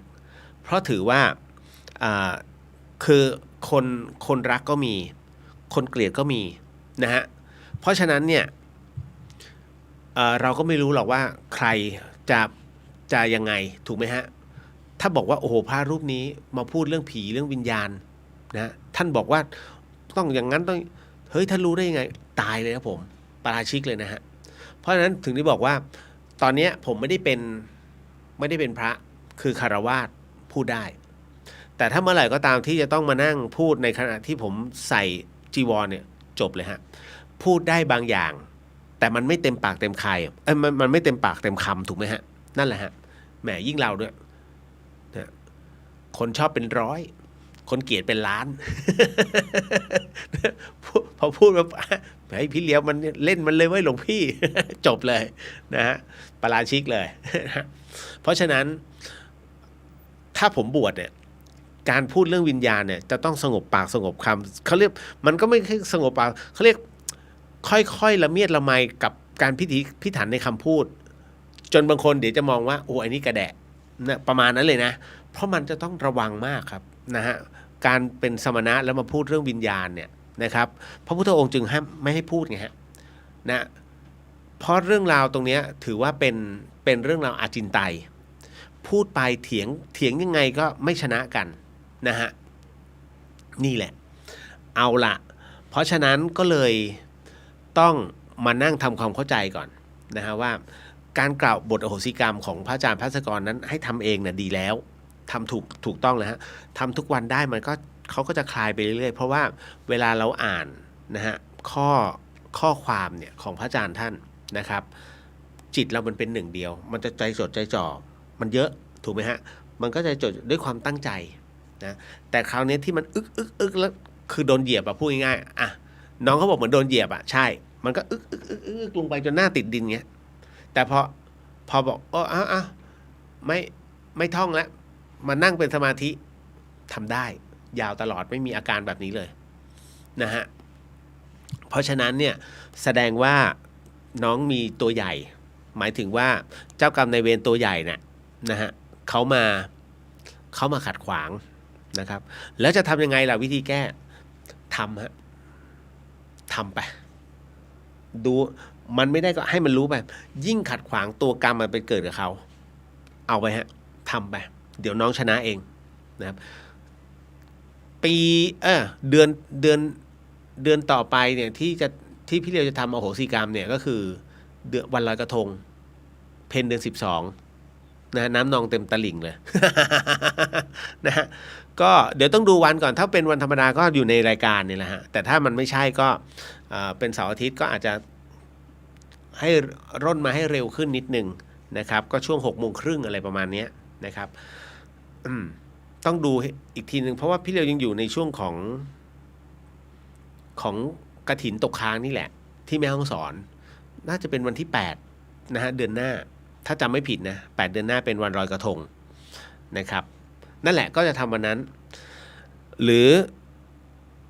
เนี่ยธรรมสถานท่านก็ทำนะฮะอย่างเมื่อวานเนี่ยตุนุกท่านก็ทำก็สามารถนะเปิดเข้าไปนะครับก็น้อมจิตตามท่านก็ได้ไม่มีปัญหานะครับของพี่เลียวเนี่ยมันจำเป็นแค่เดือนละครั้งเพราะว่าต้องให้ครูบาอาจารย์ท่านรับรองเพราะผมไม่ได้อยู่ในผ้าเหลืองนะครับแต่ว่าศีล8แน่ๆอันนั้นเนี่ยเพื่อไม่ให้เกิดผลกระทบนะครับอันนี้นะอย่างที่บอกนะครับว่ามันเกิดจากเจ้ากรรมนายเวรที่เขาไม่ยอมนะฮะอันนี้เนี่ยทำไมคนใกล้ตายจึงเพ้อหรือคุยคนเดียวคะอย่างที่ผมบอกเมื่อกี้ว่าอาการนี่คืออาการพี่ชายผมนะครับแล้วก็ผมก็คุยกับพี่สะใภ้แล้วว่าเฮ้ยผมขอเคสเนี้ยของพี่ชายผมเนี่ยเอามาเล่าให้ฟังว่าคือตอนนี้เขาเป็นมะเร็งนะฮะเป็นมะเร็งระยะสุดท้ายจากที่ท้องไม่โตแค่ข้ามคืนฮะคุณผู้ฟังเหมือนท้องมารน่ะคุณเคยเห็นโรคท้องมารใช่ไหมโรคเกี่ยวกับตับเพราะตับเขาไม่ทำงานแล้วไงคือตับเขาเป็นมะเร็งนะฮะดังนั้นพอตับมันไม่ทำงานเนี่ยของเสียต่างๆที่เรากินไปเนี่ยนะมันไม่สามารถแล้วนะเพราะตัวตับมันจะเป็นตัวกลั่นกรองของเสียถูกไหมนะฮะที่คุณกินเหล้ากันน่ะคุณพยายามทำลายเครื่องกรองของเสียในร่างกายของคุณนะฮะเพราะนั้นเหล้าเนี่ยนะถามว่ามันกินเพื่ออะไรบางคนกินเพื่อสันทนาการไม่เถียงแต่ต้องขนาดเฮ้ยนี่ดูดิกูเป็นหลายกลมเลยเหรอตับมันจะพังตอนนี้มันยังไม่สำแดงนะฮะเพราะว่าบางคนยังอายุน้อยอยู่แต่ถ้าเมื่อไหร่ก็ตามที่คุณเจอบางอย่างเนี่ยเชื้อโรคบางอย่างที่มันแทรกเข้าไปต่อให้คุณยังเป็นวัยรุ่นอยู่คุณก็เป็นโรคตับได้เพราะคุณเจอไอ้ตัวนี้เข้าไปทำลายก่อนแล้วคราวนี้เจอสารที่อยู่ใน แอลกอฮอล์ลงไปเรียบร้อยตับพังนะฮะเพราะฉะนั้นในเมื่อคุณกำลังทำลายตัวกรองของเสียในร่างกายเนี่ยนะฮะพอมันใช้ไม่ได้มันจะไปสะสมแล้วคราวนี้คุณต้องเจาะท้องนะฮะต้องเจาะด้านข้างเพื่อระบายเอาของเสียออกนั่นแหละฮะคุณเจ๋งตอนวัยรุ่นแต่คุณจะป่วยหนักๆตอนที่อายุมากขึ้นให้เรามาระวังตรงนี้พยายามเช็คอัพตัวเองด้วยนะครับพอถึงตรงนี้เสร็จปุ๊บนะฮะเขาเกิดอาการเพ้อขึ้นมาผมขอเล่าตอนที่แลกบุญก่อนนะฮะก็คือเหตุการณ์นี้เกิดขึ้นวันนี้ทั้งวันเขาทรมานมากเขาก็บอกกับพี่สะใภ้ว่าทรมานจริงๆผมบอกเลยว่าต้องทรมานนะเพราะว่าด้วยความที่เป็นผู้ที่ไม่มีความเชื่อในเรื่องของนรกสวรรค์ไม่มีความเชื่อในเรื่องของกฎธรรมชาตินะฮะแล้วก็ประกอบกับตัวเองนั้นนำเอาเขาเรียกสิ่งอันเป็นเครื่องเสพเข้าหาตัวอยู่ตลอดเวลานำความสุขมาหาตัวเองเต็มที่คือใช้บุญเต็มที่นะฮะแต่ไม่เคยทำบุญนะฮะเพราะฉะนั้นสิ่งที่มันเกิดขึ้นมันก็เลยทำให้เรื่องราวตรงนี้มันสะสมมาในตัวเขาเยอะนะสิ่งที่ทำอะไรเอาไว้ที่ผิดพลาดเนี่ยในชีวิตผมบอกเลยว่าคนทุกคนมีด้านมืดนะฮะเมื่อด้านมืดมันเกิดขึ้นมันจะมาปรากฏในช่วงที่ธาตุของคุณเนี่ยไม่สมดุลนั่นคือตอนไหนฮะตอนที่ป่วยหนักตัวเนี้ยตัวเจ้ากรรมนายเวรตัวเรื่องราวต่างๆที่คุณเคยทำไม่ดีด้านมืดมันจะเกิดขึ้นมาพอมันเกิดขึ้นมาเสร็จปุ๊บเนี่ยความทรมานเกิดขึ้นทันทีฮะเพราะตัวกรรมมันจะมาก่อตรงนั้นแล้วคราวนี้เขาก็บ่นทรมานมากนอนไม่ได้ปวดนี่นู่นนั่นนะจะให้มอร์ฟีนนะจะให้มอร์ฟีนก็ยังทำไม่ได้เพราะมันยังขับของเสียไม่หมดทำยังไงเขาก็ต้องอยู่อย่างทรมานแล้วนะจนกระทั่งผมก็ส่งไลน์ไปถามว่าตอนนี้เป็นไงมั่งช่วยถ่ายห้องให้ดูหน่อยดิเอาที่มีเขานอนอยู่ด้วยนะแล้วก็ขอบริเวณห้องทั้งหมดจะขอดูอะไรหน่อยพอพี่สะใภ้นะเขาส่งมาผมก็ดูตึ๊ดเสร็จปุ๊บก็เลยอธิษฐานขออนุญาตนะครับก็เหมือนกับว่าบุญที่ข้าพเจ้าทำมานะฮะทั้งปัจจุบันแล้วก็ที่เพิ่งจะทำมานะฮะอันนี้สงแบบสดๆร้อนๆเลยขออนุญาตถวายนะให้กับเจ้ากรรมนายเวรของเขานะมอบให้กับเจ้ากรรมนายเวรของเขาช่วยทุเลาอาการของเขาลงหน่อยไม่ให้ทรมานพออธิษฐานจบปุ๊บเนี่ยผมก็เลยส่งข้อความกลับอีกตอนนี้เป็นไงบ้างเขาก็ดีขึ้นแล้วก็เหมือนกับว่าเขาไม่เจ็บนะแล้วเขาขยับตัวได้จากที่ขยับไม่ได้นะเขาเริ่มขยับตัวได้แล้วพี่แล้วก็เขาเรียกผมพี่เพราะว่าพี่สะใภ้ผมอายุน้อยกว่าผมนะผมก็บอกก็เริ่มขยับตัวได้แล้วพี่ก็ยังวีนเบี่ยงอยู่ไหมก็ไม่แล้วนะตอนนี้แต่ว่าเขานอนไม่ได้มันนอนไม่ได้อยู่แล้วคนท้องโตต้องนอนแบบต้องนอนชันตัวขึ้นมาฮะมันถึงจะอยู่ได้นะแล้วจากนั้นเสร็จปุ๊บพอตอนหลับน้องพี่สะใภ้ผมก็เลยถ่ายรูปมาแล้วก็บรรยายว่าพี่เขาเพ้อนะแล้วเขาเหมือนเขาคุยกับใครไม่รู้งึมงำผมก็เลยจะบอกตอนนี้บอกผมขอแค่ช่วงนี้นะฮะคุณผู้ฟังผมจะขออธิบายช่วงนี้ว่าทำไมเขาจึงคุยคนเดียวผมก็เลยอธิบายให้พี่สะใภ้ฟังว่าไออาการเพ้อของเขาเนี่ยน่ากลัวนะฮะให้สังเกตอาการดีๆแต่อาการคุยคนเดียวตอนนี้เขากำลังเจอในภวังค์ของความที่เขานอนหลับคุณผู้ฟังฮะคนที่ธาตุมันกำเริบมันเริ่มไม่เท่ากันเนี่ยแล้วร่างกายเริ่มสุดลงมันทำให้บางอย่างเกิดกับเขาแล้วตอนนี้นั่นคือสิ่งที่เขารับรู้เขากำลังพูดคุยอยู่กับใครบางคนพี่สะใภ้ผมบอกเลยเหมือนเขาคุยกันอยู่แล้วก็แต่หนูก็จับใจความไม่ได้เพราะเสียงเขาเบามากเขาเริ่มไม่มีเสียงแล้วนะฮะจากที่เคยต้องตวาดคนนู้นคนนี้ เริ่มจำยอมกับสภาพร่างกายท้ายที่สุดแล้วเขาจะพูดไม่ได้กล่องเสียงเขาจะพังนะฮะก็เลยบอกว่าเขากำลังเจอทั้งเพื่อนเก่านะฮะแล้วก็บุคคลเก่าๆที่อยู่ในอีกหนึ่งภพภูมิและตอนนี้ที่เขาคุยอยู่ก็คือเขาสนทนาอยู่ด้วยความดีใจพี่สะพ้ายผมตอนแรกก็ไม่เชื่อผมบอกเชื่อเถอะเพราะพี่เจอมาแล้วตอนที่ฉันตายไปเนี่ยนะตอนนั้นผมก็อธิบายให้พี่สะพ้ายฟังแต่บอกตอนที่พี่ตายไปมันเป็นอย่างนี้เข้าใจไว้แล้วบอกเขานะวันในช่วงขณะตอนนี้ที่เขาทรมานอยู่เมื่อถึงเวลาที่มันมาถึงเขาจะไม่ทรมานความเจ็บจะไม่เกิดขึ้นเพราะอายตนะมันพังไงฮะเส้นประสาทเนี่ยมันโดนตัดออกทีละเลเวลนะเพราะฉะนั้นผัสสะสุดท้ายที่เขาจะเหลืออยู่คือหูแค่นั้นเลยฮะณตอนนั้นก็ถึงได้บอกว่าไหนๆเขาก็รู้แล้วว่าเขาต้องตายเพราะเขากลัวอยู่แล้วฮะคนทุกคนกลัวตายอยู่แล้วนะถ้าเป็นผมน่ะผมจะขอเดินมานอกโรงพยาบาลกูเอามือมาลูบดินก่อนนะเพราะอย่างน้อยเนี่ยให้รับรู้นะไหนๆก่อนที่เราจะไปต้นหญ้าเป็นอย่างนี้ดินเป็นอย่างนี้เว้ยนะมองท้องฟ้าเก็บความทรงจำก่อนที่จะต้องกลับเข้าไปในอาคารอีกรอบหนึ่ง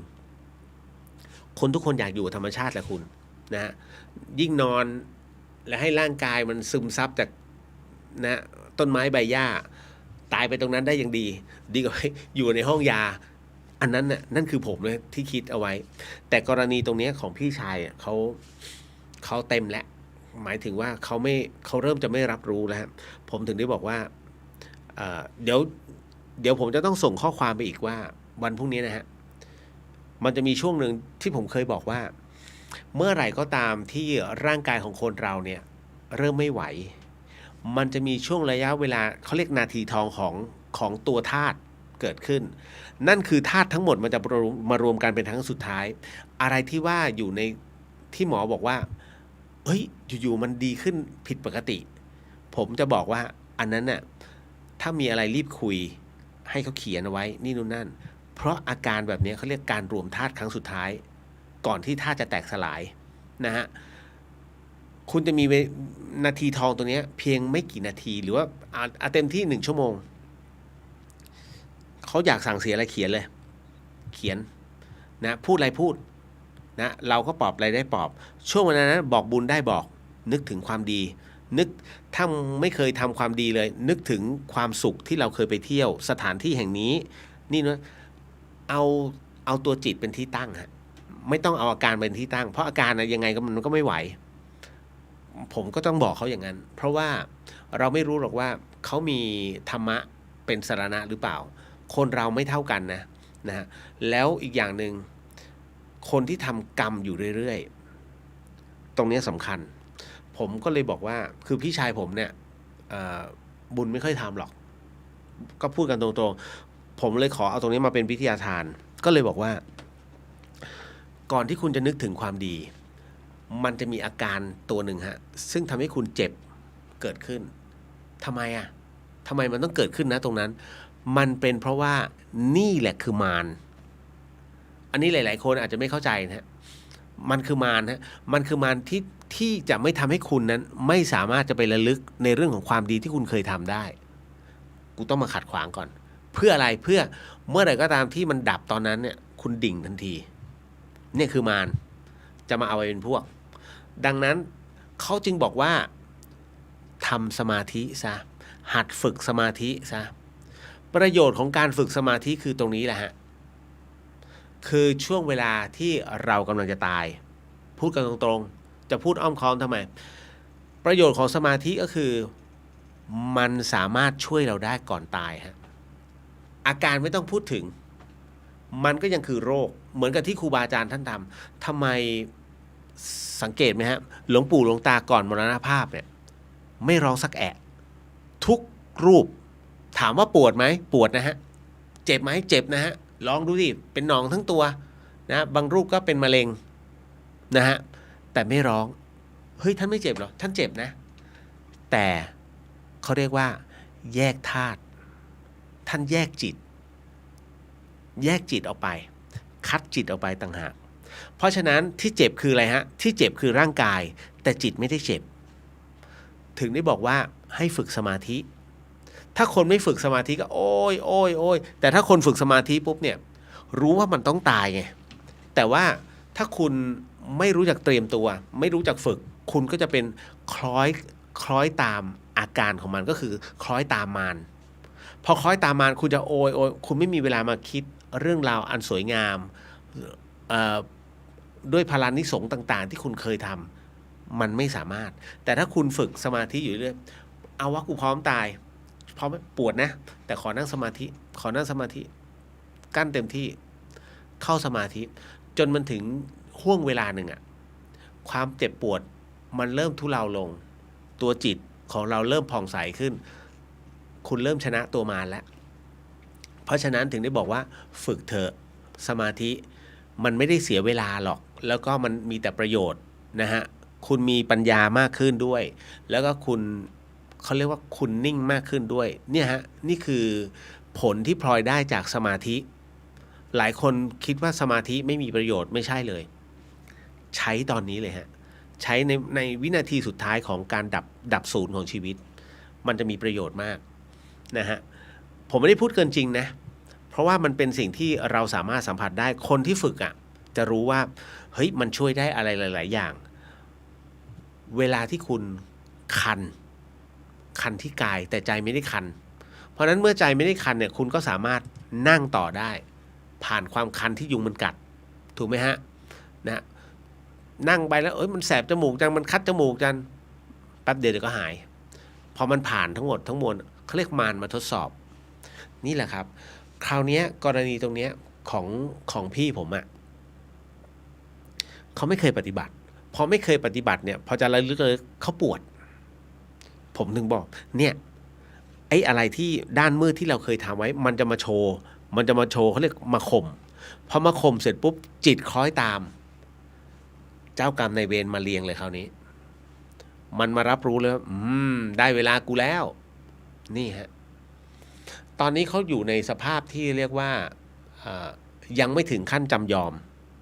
ยังดื้ออยู่ฮะเพราะฉะนั้นจากที่เคยเสียงดังกับภรรยาตอนนี้เริ่มไม่เสียงดังแล้วเริ่มที่จะเข้าใจนะฮะเพราะผมเคยอธิบายนะว่าประเภทผีดื้อไม่ยอมที่จะรับรู้ว่าความตายมาเยือนตรงหน้าไม่อยากตายพยายามจะบอกลูกพ่อไม่อยากตายนะลูกนะแม่แล้วจากนั้นเสร็จปุ๊บเนี่ยด้วยสภาวะร่างกายมันไม่สามารถทนได้แล้วสุดท้ายเขาต้องยอมค่อยๆปล่อยร่างกายไปนะตัวจิตก็ต้องคลายลงหลังจากที่คอยดื้อต้องจำยอมเพราะคุณเริ่มแพ้มันต้องแพ้ฮะเพราะมันหมดอายุไขไงสิ่งที่ทำได้คือจำยอมแล้วก็ต้องให้มีสมาธิในจิตจึงจะช่วยได้แค่นั้นเลยฮะหลายๆคนบอกพี่เลียวนะฮะช่วยหน่อยสิแล้วก็ทางญาติก็บอกเฮ้ยถวายพระสังฆทานหน่อยนี่โน้ตทำเดี๋ยวพรุ่งนี้ผมก็ทำถวายพระไตร2 ชุดนะก็คือทำเพื่อบำรุงใจนะครับแต่ว่าท้ายที่สุดแล้วได้ในระดับหนึ่งเพราะทั้งหมดทั้งมวลบอกแล้วไงฮะกรรมใครกรรมมันบุญเมื่อทำเนี่ยเราแบ่งให้คนอื่นได้แต่มันไม่ได้ทั้งหมดที่เขาได้จากเราไปนั่นแหละฮะถ้าเขาโมทนาเขาก็ได้ถ้าเขาไม่รู้จักโมทนาก็ไม่ได้อย่างกรณีของพี่ชายผมพอทำบุญให้นี่นู่นนั่นเนี่ยแล้วพี่บอกเขาไม่ได้นะเขาถึงไม่ค่อยได้รับเขาบอกว่าเขายังไม่ตายเลยมาทำบุญนี่คือความเข้าใจแต่เราเนี่ยผู้ที่รับรู้ในเรื่องของธรรมะอยู่เรื่อยๆเราจะรู้ว่าบุญเนี่ยได้ทั้งคนเป็นและคนตายนะฮะถ้าคนเราไม่มีเวลาเนี่ยอย่างทุกท่านเนี่ยก็รับรู้อยู่เฮ้ยผมไปทำประโยชน์เป็นสาธารณประโยชน์นะเราทำตรงนี้เพื่อเป็นบุญผมก็บอกเอารับบุญด้วยกันทุกคนที่น้อมโมทนาสาธุท่านเหล่านั้นได้หมดนะฮะเขาเรียกว่าโมทนาไมยการอนุโมทนาไมยเป็นอีกหนึ่งที่เราสามารถได้รับบุญด้วยเช่นกันเพราะฉะนั้นกรณีตรงเนี้ยนะพระพุทธเจ้าท่านถึงได้บอกโมทนาความดีไปก็ได้แล้วแต่พี่ผมไม่เพราะฉะนั้นผมถึงได้บอกว่าเรื่องบางเรื่อง เราก็ต้องปล่อยวางนะฮะนี่คือสาเหตุนะครับกรณีนี้ว่าทำไมคนใกล้ตายจึงเพ้อแล้วก็พูดคนเดียวคือเพ้อไม่ดีแล้วมันควบคุมไม่ได้นะฮะเอาละต่อมาเมื่อกี้ติดเนื้อเรื่องอะไรนะผีคืออะไรใช่ไหมฮะจากหัวข้อตรงนี้น้องครับไหนๆก็ไหนๆแล้วพูดเรื่องจิตวิญญาณก็เป็นจิตวิญญาณเลยแล้วกันคืนนี้ น้องก็ถามว่าผีคืออะไรหลวงปู่มั่นนะฮะพระอาจารย์สายกรรมฐานนะเคยมีคนถามหลวงปู่มั่นในงานศพว่าผีคืออะไรหลวงปู่มั่นก็บอกนั่นไงนอนอยู่นั่นหลวงปู่มั่นชี้ไปที่ร่างกายของคนที่แข็งตายแล้วหน้าผีเราเรียกว่าผีไม่ใช่มาหลอกแห่ไม่ใช่อันนั้นวิญญาณหรือว่าดวงจิตนะฮะเพราะฉะนั้นหลวงปู่มั่นบอกผีคือนั่นไงผีก็คือร่างกายของคนเราที่ไร้วิญญาณเขาเรียกผีนะฮะแต่คราวนี้เราเนี่ยเนาะผมเข้าใจน้องที่เขาจะถามว่ามันคือพวกวิญญาณที่มาแห่นะฮะหรือเปล่าไม่ใช่ครับต้องเข้าใจก่อนว่าในร่างกายมนุษย์เราเนี่ยมันประกอบไปด้วยอะไรหลายอย่างแต่ว่าที่จำแนกแยกออกมาแบบเด่นๆเลยก็คือเป็นเรื่องของพลังงานไฟฟ้ากับพลังงานความร้อนถูกไหมฮะของเรานั้นร่างกายของเรานั้นผลิตไฟฟ้าอยู่นะฮะในร่างกายของเรานั้นมันมีพลังงานไฟฟ้าอยู่ตลอดฮะเพราะหัวใจตัวผลิตแล้วส่งกระแสไฟนะฮะไปทั่วร่างกายหลายคนสงสัยจริงเหรอพี่ไม่เห็นรู้สึกเลยเอ้าหัวใจคุณเต้นได้ยังไงสมองคุณทำงานได้ยังไงนะฮะถ้ามันไม่มีส่วนการกระตุ้นเส้นเลือดอย่างเดียวไม่ได้นะฮะมันต้องมีกระแสไฟที่เข้าไปผลิตตรงนั้นด้วยมันต้องเต้นตลอดเวลานะฮะลองหยุดเต้นเมื่อไหร่ก็เมื่อนั้นแหละเพราะฉะนั้นกระแสไฟฟ้าที่ใช้ได้ชั่วชีวิตเราหัวใจนั่นแหละฮะแล้วพลังงานความร้อนล่ะมันผลิตทั้งหมดทั้งมวลเนี่ยฮะดินน้ำไฟลมทั้งหมดคุณนั่งเนี่ยแล้วยกตูดขึ้นเอามือไปอังตรงที่เรานั่งมันอุ่นนั่นแหละมันเกิดขึ้นแล้วแต่คราวนี้พอตายลงเนี่ยนะฮะ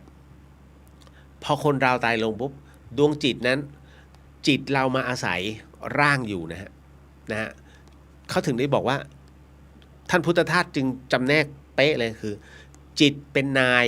กายเป็นบ่าวถูกไหมฮะจิตมันคิดอะไรร่างกายทำตามนะดังนั้นจิตเป็นนายกายเป็นบ่าวแน่นอนที่สุดเมื่อร่างกายใช้ไม่ได้ลงปุ๊บจิตหลุดออกจากร่างเปลี่ยนทันทีฮะดวงจิตนั้นต้องตามหลักธรรมชาติแล้วต้องสร้างรูปขึ้นมาและต้องอาศัยให้มันมีรูปโดยเร็วที่สุดนั่นก็คือเมื่อจิตมันหลุดออกมาแล้วเนี่ยมันจะสร้างรูปมาเป็นตัวคนนี้นะในภาพของความที่พอใจที่สุดนั่นคือสมัยวัยรุ่นความหล่อแต่ถ้าต้องการไปเข้าฝันต้องกลับมาให้คนจำได้นั่นแหละฮะนั่นคือหน้าที่ของจิตแต่คราวนี้ก็คือจิตที่มันหลุดออกไปเนี่ยนะฮะณตรงนี้นะฮะนี่แหละเขาเรียกว่าเราจะเรียกจิตก็ได้หรือว่าเราจะเรียกเป็นวิญญาณหรือพลังงานก็ได้ณตรงนี้มันจะเป็นพลังงานไฟฟ้าโดยอัตโนมัติเลยนะวิญญาณเนี่ยคือพลังงานไฟฟ้าด้วยความที่เป็นพลังงานตรงนี้นี่เองเขาจึงมีตัวที่วัดค่าพลังงานตรงนี้ฮะนะว่าวิญญาณนั้นมีแค่พลังงานของวิญญาณเนี่ยมีหน่วยความร้อนมีหน่วยไฟฟ้าแค่16จูลซึ่งเล็กมากไฟฟ้าไอไฟที่กระพริบเนี่ยฟลูออเรสเซนต์เนี่ยนีออนเนี่ยฮะมันกระพริบตลอดเวลาแต่เรามองไม่เห็นนะฮะยังแรงกว่ากระแสของวิญญาณนั่นนะฮะเพราะฉะนั้นถ้าเจอแสงไฟปุ๊บไม่ค่อยปรากฏแต่ถ้าเมื่อไหร่ดับบูบลงคุณไปอยู่กลางป่ามืดแต่ต้องมีเรื่องราวด้วยนะในพื้นที่ที่มันมีเรื่องราวคุณเจอแน่ๆนะฮะอย่างไอ้ประเภทที่ไปลุยบ้านผีคุณเคยเห็นเบื้องหลังไหมล่ะคุณต้องเห็นเบื้องหลังแล้วคุณจะหัวเราะ ไหนวะ ไหนมันบอกว่าไปลุยคนเดียวข้างหลังมีเกือบเป็นร้อย ต้องเข้าใจนะคือถ้าคุณอยู่วงการบันเทิงทุกอย่างคือมายานะฮะคือมายาทั้งหมดทั้งมวลก็นะวิญญาณก็คือ1หน่วยพลังงานฮะซึ่งจะปรากฏได้ก็ต่อเมื่อมีความชื้นสัมพัทธ์ที่ดีมันมีเรื่องราวความเป็นมาเป็นไปที่ดีความผูกพันระหว่างตัวเรากับตัววิญญาณนั้นมันก็ต้องมีไม่ผูกพันแล้วมันจะมาได้ยังไงนะฮะแล้วจิตของคุณนะเป็นจิตที่น้อมรับในเลเวลเดียวกับเขาได้ไม่ใช่จิตกระด้างนะฮะพอจิตกระด้างเกิดขึ้นก็คือโอ้โหอยากเจอว่ะอยากเจอกูอยากเจอผีอยากเจอจริงๆไม่เจอฮะเพราะจิตคุณกระด้างแต่ถ้าจิตเป็นพวกจิตละเอียดนะฮะมักชอบทำบุญมักชอบอุทิศนั่นแหละอันนี้เขาจะสื่อได้หรือว่าสัมผัสได้นะฮะเป็นประเภทนั้นเพราะฉะนั้นผีก็คือ1หน่วยพลังงานนั่นแหละนะที่มีอยู่รอบๆทั่วๆไปมิได้แตกต่างอะไรเลยฮะถามว่าน่ากลัวไหมคุณไปเสพหนังกันมากคุณไปเสพหนังคุณไปเสพเรื่องราวเล่าคุณเสพจินตนาการคุณเสพมายามันเลยทำให้วิญญาณหรือว่าผีเนี่ยน่ากลัวในความคิดแต่ถามว่าจริงๆแล้วน่ากลัวไหมไม่รู้ไม่เคยเจอถูกต้องอย่าไปเจอเลยฮะอย่าไปว่างเจอเขานะดีที่สุดนะถ้าว่างเจอแล้วคุณเดือดร้อนนะเอาเป็นว่ามันมีจริงๆผมเคยเชื่อว่ามันไม่เคยมีนะไม่ใช่มาพูดเอามันในรายการนะไม่ใช่นะผมพูดมาตั้งนานแล้วถ้าผมไม่เคยตายผมก็ยัง50-50แต่พอตอนที่เราตายเราเจอไงพอเจอปุ๊บก็กล้าพูดทำไมต่อให้ผมเป็นพระเหลืองนะสมมุตินะผมบวชเป็นพระอย่างเงี้ยแล้วถามหลวงพี่เคยเจอผีไหมเคยวิญญาณมีจริงไหมมีหลวงพี่เคยเจอเหรอเจอหลวงพี่โกหกเปล่าไม่หลวงพี่ไม่เคยตายนี่กูตายมาแล้ว กูฟื้นมาแล้ว ถูกไหมฮะเราก็ต้องบอกเขาอย่างนี้ไงไม่งั้นอยู่ๆไปอวดอุตรีพูดไม่ได้นะฮะเรื่องราวประเภทนี้นะฮะต่อมาน้องถามมาว่ากฐินถวายกฐินเนี่ยตอนกลางคืนทำได้ไหมคะคุณว่าทำได้ไหมถวายกฐินคุณถวายกฐินฮะกฐินมีอะไรฮะผ้าไตรปัจจัยเล็กน้อยไม่ได้มีอาหารนะบางคนโอ้โหถวายอาหารไม่ใช่อันนั้นแอคเซสซอรี่เพราะฉะนั้นกฐินเนี่ยนะก็คือการถวายพระไตรจีวรให้กับพระสงฆ์นะฮะก็เรียกว่าจริงๆก็คือพระสงฆ์ท่านก็มาชักเอาผ้าไปนั่นแหละผ้ากฐินแล้วเดี๋ยวท่านไปการกันเอาเองนะท่านก็จะดูว่าใครเหมาะสมที่จะได้พระไตรตรงนี้ไปทำเวลาไหนก็ได้แต่ต้องอยู่ในช่วงระยะเทศกาลนะทำดึกๆก็ได้ฮะเพราะว่ามันเป็นพิธีการของสงฆ์นะคุณจะทำ5 ทุ่มก็ไม่มีใครว่าจะทำตี 2ก็ไม่มีใครว่าแต่เขาไม่นิยม เขาขี้เกียจตื่น นะฮะเพราะฉะนั้นจะทำยังไงก็ได้กฐินแต่หลังลอยกระทงไปแล้วทำไม่ได้ฮะถ้าข้ามคืนของลอยกระทงไปเป็นพระป่าแล้วนะฮะก็มันเป็นวันสุดท้ายไงนะเพ็ญเดือน12นี่แหละฮะอันนี้อะไรนะฮะใช้วิธีกรวดน้ำหลังจากทำบุญทุกครั้งแทนกล่าวคำอโหสิกรรมได้ไหมคะสำหรับผู้ที่ทำเองไม่มีผู้นำจะได้ทำจบไม่ติดค้างทำได้ฮะใช้วิธีกรวดน้ำนะหลังจากทำบุญทุกครั้งได้ครับนะก็คือการมอบอานิสงส์ตรงนี้นะให้กับบุคคลผู้ล่วงลับไปแล้วพระเดชพระคุณพระราชพรหมยานท่านก็บอกเสมอนะฮะมันมี2นัยยะคือ1การที่เรากรวดน้ำไปเนี่ยฮะอย่าหม่องแล้วกันเรากรวดน้ำไปเทนะฮะยะทาวาริวหาภุราปาริภุเรนติสาคารังใช่ไหมหลวงปู่หลวงตาก็จะพูดอย่างนี้นะเสร็จปุ๊บตรงเนี้ยเราพูดชื่อของบุคคลที่เราจะให้เนี่ยด้วยนามสกุลด้วยหรือเปล่าแล้วแต่เราเร็วแค่ไหนไม่รู้แต่ว่ารู้ว่าอาจจะได้ไม่ครบเพราะฉะนั้นพระเดชพระคุณท่านก็บอกว่าการเอ่ยนามนะฮะก็ได้นะก็คือคนที่ถูกเอ่ยนามน่ะได้อานิสงส์ นะฮะที่เราส่งให้แต่คราวนี้ถ้าไม่เอ่ยได้ไหมระลึกเอาได้ระลึกเอาเพราะฉะนั้นมีใครรับรู้ไปกว่าเราญาติเราทั้งนั้นน่ะมันไม่ใช่ญาติคนอื่นมันคือญาติเราเพราะฉะนั้นแต่ละบุคคลที่เราระลึกถึงนึกชื่อไม่ออกภาพมาแล้วภาพมันในมโนสำนึกเนี่ยมันจะเกิดขึ้นเป็นบุคคลที่ล่วงลับไปแล้วที่เราต้องการจะให้บุญเขาจะมาปรากฏทันทีฮะในมโนสำนึกทุกคนที่ปรากฏเป็นภาพเนี่ยที่เราระลึกถึงได้หมดอย่าไม่ต้องเอ่ยนามนะแต่ภาพมาแล้วให้คนนี้ให้คนนี้ให้คนนี้ให้คนนี้ญาติคนนี้ตอนนั้นเราเคยเลี้ยงเรามาให้คนนี้มาตรงนี้ให้หมดคนนี้เคยเป็นศัตรูไม่เป็นไรกูให้หมดให้ได้หมดเลยแล้วเร็วกว่าเอ่ยชื่อแต่คราวนี้เวลาคุณทำบุญน่ะ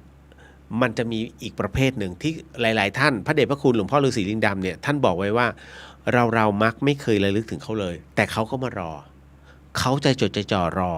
นั่นก็คือเหล่าสัมภเวสีฮะที่มีอยู่ทั่วๆไปท่านใดที่ชอบทำบุญอยู่เรื่อยๆนะฮะอันเนี้ยก็เลยต้องบอกว่าเหล่าสัมภเวสีเขาจะขอตามคนนี้แต่คุณไม่รู้หรอกว่าเขาตามแต่เวลาคุณกรวดน้ำหรือว่าอธิษฐานจิตมอบบุญให้ก็ให้เหล่าสัมภเวสีที่ต้องการบุญของข้าพเจ้าหรือว่าที่อยู่ณที่นี้ขอให้ได้มีส่วนในอานิสงส์ตรงนี้ด้วยนะขอทุกทั่วตนไปนะเขาได้ด้วยพอแล้วกูกลับแล้วแค่นี้ต้องการบุญแค่นี้แหละนั่นแหละฮะเพราะฉะนั้นเรามีหน้าที่ให้บุญให้ไม่หมดนะแถมคุณจะได้เพิ่มเป็นเรื่องของความเมตตาถูกไหมฮะเมตตาจัดอยู่ในกรรมฐานด้วยนะจ๊ะนะฮะ เพราะฉะนั้นหนึ่งในความเมตตาเนี่ยนะฮะคุณก็ได้แล้วนี่คือสิ่งที่เราพัฒนาณตรงนี้ด้วยเนี่ยดังนั้นเรื่องราวตรงนี้นะครับก็ถือได้บอกว่าทำไว้ตลอดเนี่ยมันก็จะมีแต่เพิ่มบุญไม่ใช่หน้าเค้กให้ไปแล้วหมดเดี๋ยวฉันไม่มีกินไม่ใช่ยิ่งให้ยิ่งได้นะครับต่อมากฐินตอนกลางคืนตกลงว่าทำได้นะฮะจะทำตอนไหนก็ได้นะจ๊ะแต่ทำที่ไหนไม่ได้นะในพรรษาพระผู้จำพรรษาณบริเวณนั้นเนี่ยทำได้นะต้องมี4รูปขึ้นไปนะฮะถึงจะทำได้เพราะครบองค์สงฆ์นะครับต่อมาถ้าคนไข้หนักไม่สามารถประคองสติได้แล้วเราควรจะทำยังไงเพื่อบอกทางเขาคะแถมพยาบาลห้ามเข้าห้องอีกด้วยคุณน้องๆหลายคนเคยบ่นเรื่องนี้คุณผู้ฟังครับจากคำถามตรงนี้อันนี้เป็นประโยชน์มากที่ผมเอามาพูดคุยให้กับคุณผู้ฟังได้ฟังอย่างเช่นคนไข้หนักเนี่ยปัจจุบันนี้มันเต็มไปด้วยโควิดถูกไหมฮะเพราะฉะนั้นเวลาเราไปเฝ้าไข้หรือว่าเข้าโรงพยาบาลทุกครั้งต้อง ATK ตลอดจนกระทั่งคนญาติเริ่มเบื่อกูโดนแยงจมูกจนจะบานอยู่แล้วนะฮะก็มันต้องเข้าทุกครั้งเพื่อความปลอดภัยถูกไหมฮะแต่คราวนี้การเข้าไปเฝ้าไข้คนไข้บางโรงพยาบาลอนุญาตให้คนเดียวถูกไหมฮะเพราะฉะนั้นเนี่ยบางที่ห้ามเข้าญาติห้ามเข้าห้ามเฝ้าด้วยแล้วก็บางทีก็พออยู่ในห้องปิดห้ามดูได้เฉพาะข้างนอกนะครับงั้นก็แสดงว่าคนไข้หนักแล้วคำถามที่น้องส่งมาเนี่ยคนไข้หนักไม่สามารถประคองสติได้แล้วโอ้โหจบเลยนะฮะเราควรจะทำยังไงเพื่อ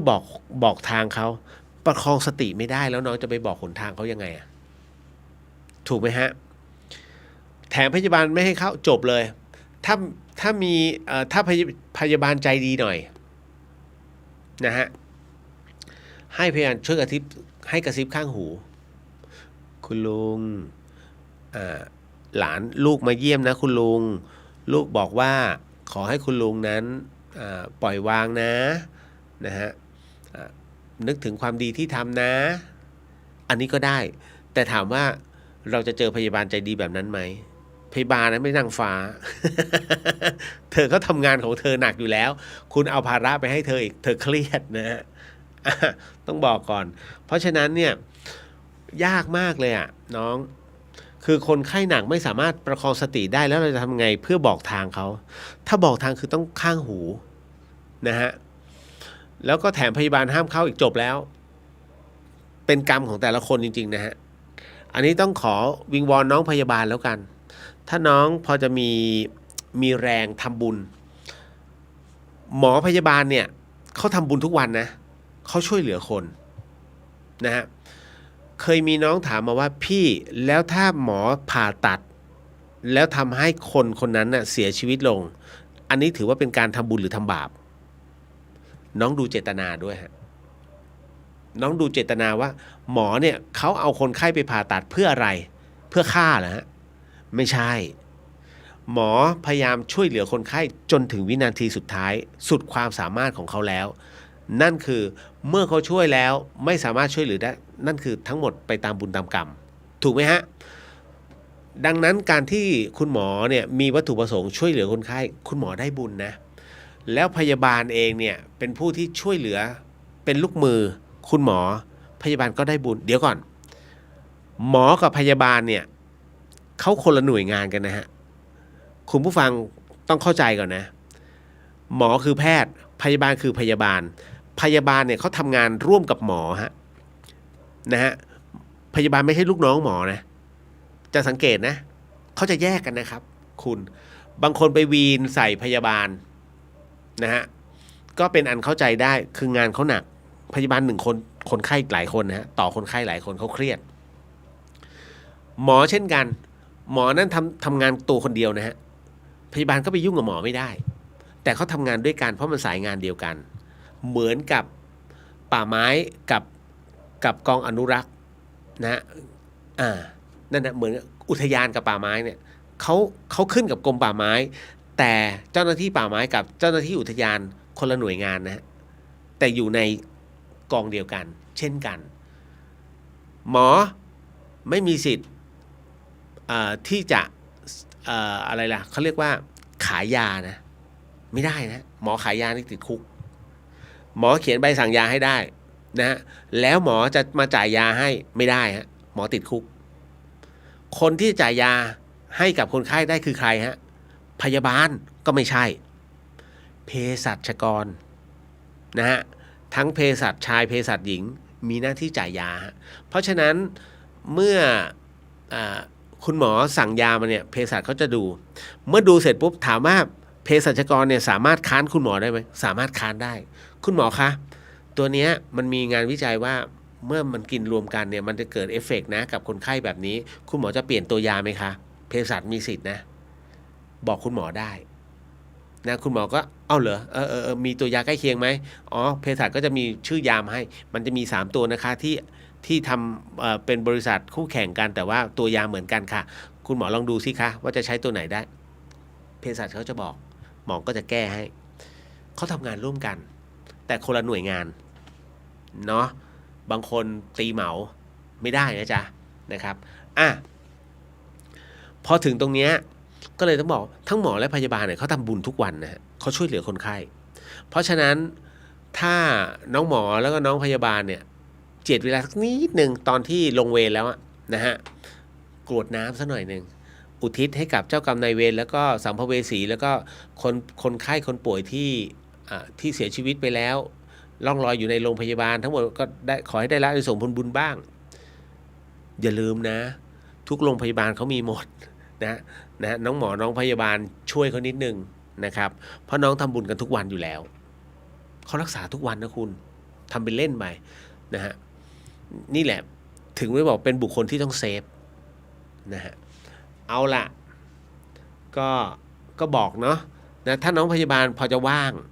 ไปกระซิบคนไข้ที่ขั้นตรีทูตซะหน่อยนะกระซิบให้ถูกนะฮะไม่ใช่แบบเขาหลับอยู่ไปกระซิบตื่นมากูยังไม่ตาย จะจบเลย นะฮะต่อมาผมเคยเขียนเอาไว้นะฮะใน Facebook ในเรื่องของคิดดีพูดดีทำดี3สิ่งที่เราท่านพึงปฏิบัติแต่ ท่านทราบหรือเปล่าว่าเมื่อมันมีเติม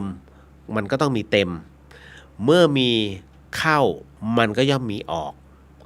ทั้ง3อย่างเนี่ยคิดดีพูดดีทำดีนะฮะ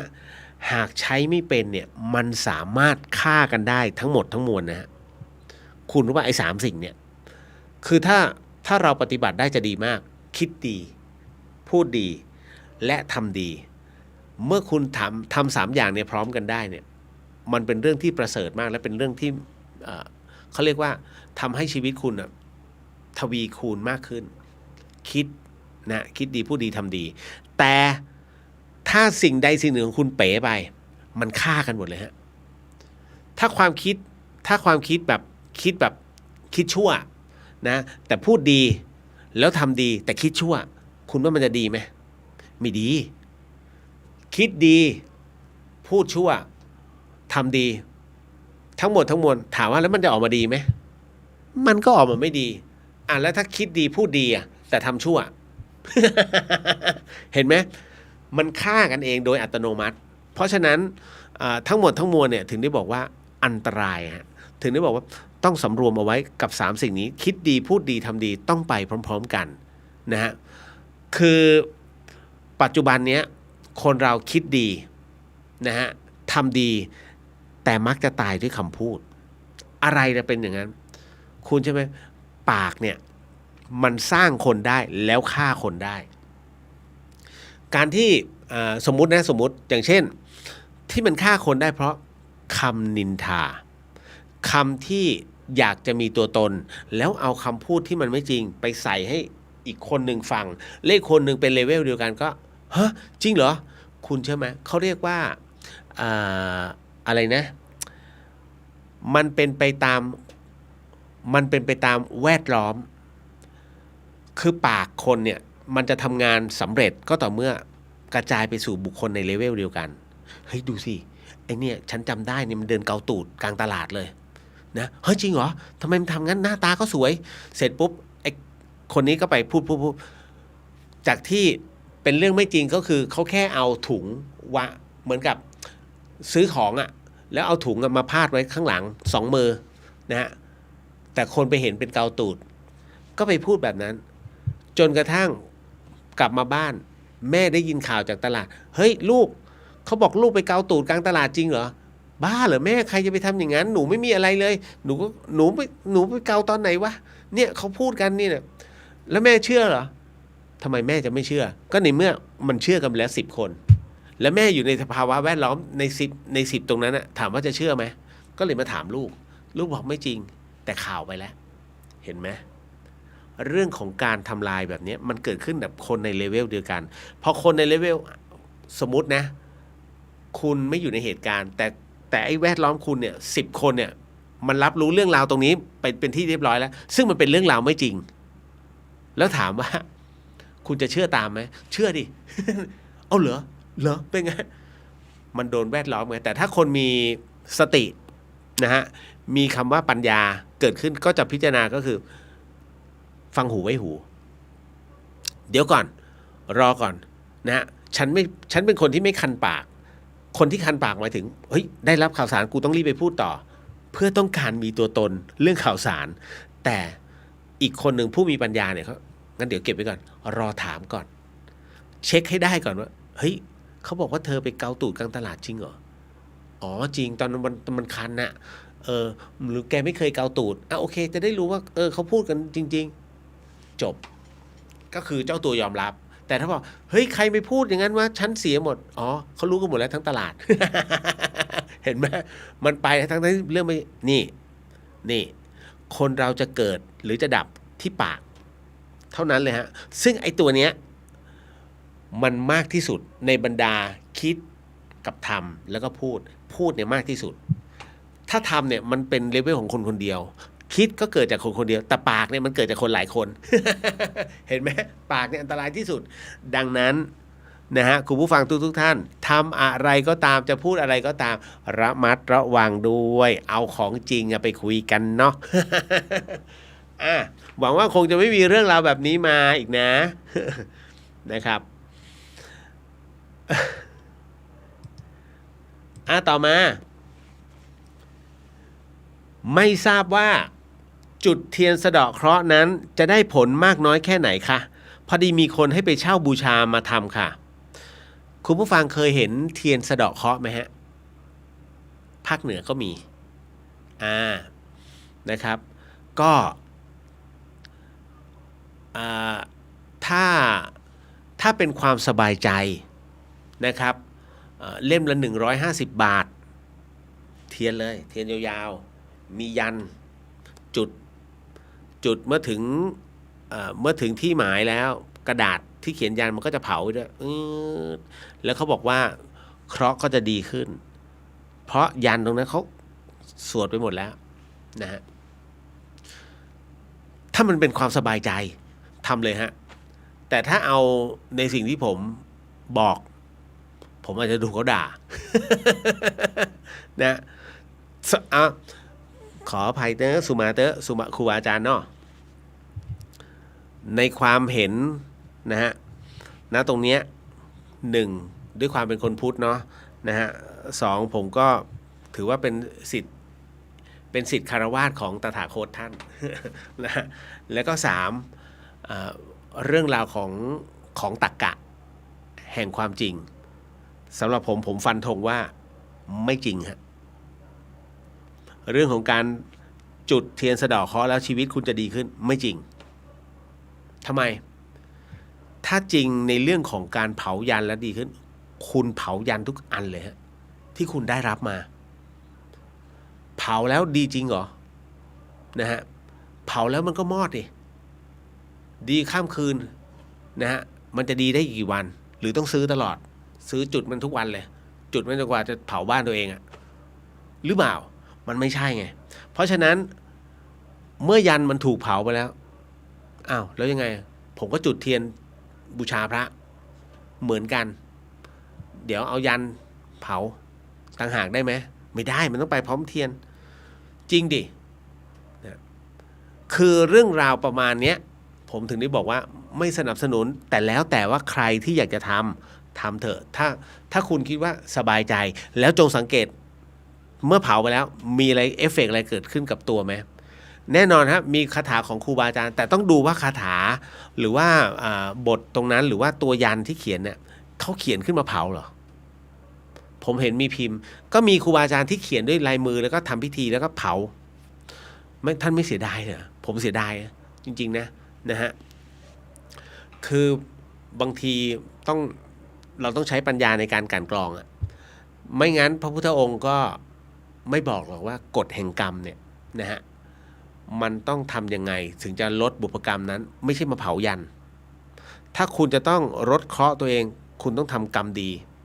ที่ให้ตอบสนองให้เร็วที่สุดนะดังนั้นเนี่ยผมถึงได้บอกไม่จริงแล้วประเภทซื้อเนี่ยเทียนเนี่ยจุดไปรับรองว่าชีวิตจะดีขึ้น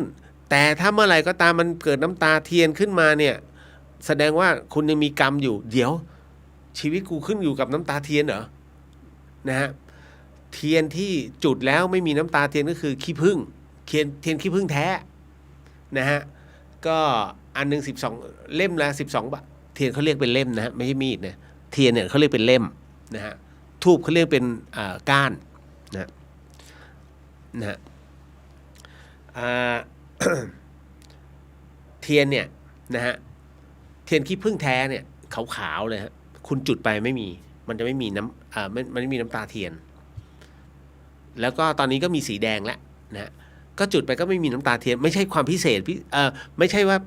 มันเป็นเรื่องราววิเศษของเวทมนต์ไม่ใช่นะฮะมันคือเทียนบริสุทธิ์มันจะไม่มีน้ำตานะฮะก็อันนี้ให้รับรู้ว่าเวลาไปโดนใครเขาซื้อเนี่ยนะซื้อเลยอย่างนี้มันจะเนี่ยความพิเศษไม่มาถามกันก่อนเพราะหลายๆคนก็ก่อนจะไปซื้อก็ถามเขาก็เสียรายได้เพราะผมก็เยอะอันนี้ต้องบอกไม่ได้ก้าวลบหลู่ครูบาอาจารย์นะฮะเพียงแต่ว่าผมชี้ให้เห็นตรรกะของมันนะฮะว่าคือบางรูปเนี่ยหรือว่าคฤหัสถ์บางคนเขาก็เรียนมานะเขามีความเชื่อตรงนั้นผมถึงได้บอกว่าท่านใดที่สบายใจทำได้นะฮะก็อาจจะดีก็ได้ถูกไหมแต่ถ้าผมตามตรรกะที่มันควรจะเป็นน่ะ ผมก็จุดเทียนทุกครั้ง หมายถึงไม่ใช่เทียนยันของท่านนะฮะหมายถึงจุดเทียนบูชาพระเนี่ยนะฮะก่อนที่จะจุดธูปเนี่ยนะฮะจุดธูปดอกไม้ธูปเทียนเนี่ยฮะนะแล้วถ้าต้องเผายันแล้วดีเนี่ยผมมียันเพียบเลยนะฮะเหมือนกันหรือเปล่าต้องถามท่านก่อนว่าเขียนเหมือนกันหรือเปล่าตัวยันเอาตัวไหนนะฮะ ผมจะได้เผาได้ถูกนะฮะก็มีนะครับคือถ้าลองมาคลุกตรงนี้เราก็จะรู้ว่าอะไรเนี่ยมันแยกออกมาได้ผมพยายามจะแยกว่าอันนี้ไม่น่าใช่อันนี้อันนี้ก็แล้วแต่พักพิงไว้ก่อนเพราะครูบาอาจารย์ไม่เฟิร์มนะส่วนอันนี้เป็นเรื่องไม่จริงผมก็จะคัดมาอีกจุดหนึ่งก็มีหน้าที่ตรงนี้ฮะเพราะว่าตอนนี้มันผสมผสานกันไปหมดแล้วระหว่างพราหมณ์พุทธผีมาหมดเลยฮะนี่แหละฮะมันก็เลยต้องมีใครสักคนหนึ่งอะแยกเลเวลให้โยมเขานะฮะก็ผมพยายามจะชี้ตรงนี้แต่ทั้งนี้ทั้งนั้นมันต้องขึ้นอยู่กับความสบายใจของแต่ละคนด้วยนะจ๊ะเพราะฉะนั้นกรณีที่บอกว่าจุดเทียนสะเดาะเคราะห์นั้นได้ผลมากน้อยแค่ไหนคะขึ้นอยู่กับแต่ละคนนะฮะก็เช่าบูชามาแล้วก็เช่าบูชาไปก็จุดนะฮะอาจจะดีก็ได้นะครับต่อมาการที่คุณพ่อขับรถผ่านวัดแล้วบอกให้ทุกคนไหว้แล้วก็ไหว้กันเนี่ยแต่รถก็ผ่านไปไวมากคือเดี๋ยวผ่านเราก็อธิษฐานไม่ทันแบบนี้เราขออะไรจะได้ผลหรือคะบางทีก็นึกโกรธพ่ออันนี้เหมือนผมตอบไปแล้วใช่ไหมคำถามนี้คุ้นๆนะฮะอันนี้เข้าใจไหมฮะคุณผู้ฟังน้องก็ถามมาว่าการที่เราขับรถยนต์ผ่านวัดต่างๆนะฮะแล้วก็เจอวัดเจอพระพุทธรูปพ่อบอกไหว้ซะนะพ่อก็ขับรถไวมากเดี๋ยวไหว้นะผ่านไปมันอธิษฐานไม่ทัน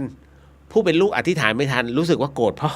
นะแล้วเราจะขออะไรได้ทันวะนะฮะแล้วมันจะได้ผลหรือคะบางทีก็นึกโกรธพ่ออย่าไปโกรธท่านการที่เราผ่านวัดแล้วก็ยกมือพนมไหว้พระนะแล้วอธิษฐานไม่ทันเขาไม่ได้ให้อธิษฐานนะเราไหว้เนี่ยเพราะความเลื่อมใสศรัทธาและเคารพพอแล้วไม่ต้องอธิษฐานเพราะทั้งหมดทั้งมวลเกิดขึ้นในใจท่านแล้วเพราะเราศรัทธานะเราศรัทธาฮะเราไหว้นอบน้อมด้วยความศรัทธานะไม่จำเป็นต้องไปอธิษฐานกุศลเกิดทันทีณตรงนั้นจิตใจเราสงบร่มเย็นรับรู้สังเกตมีสมาธิก็มีสมาธิดิขับรถเร็วไม่ทันพระพระพุทธรูปพระนอนพระปางลำพึงโอ้นั่นน่ะนะคือขับเร็วไงแค่เรารับรู้แค่นั้นจบแล้วดังนั้นอย่าไปโกรธคุณพ่อโกรธคุณพ่อเนี่ยมันจะลง ทำดีมาตลอดยกมือไหว้พระตลอดไปโกรธพ่อจบเลยนะฮะต่อมา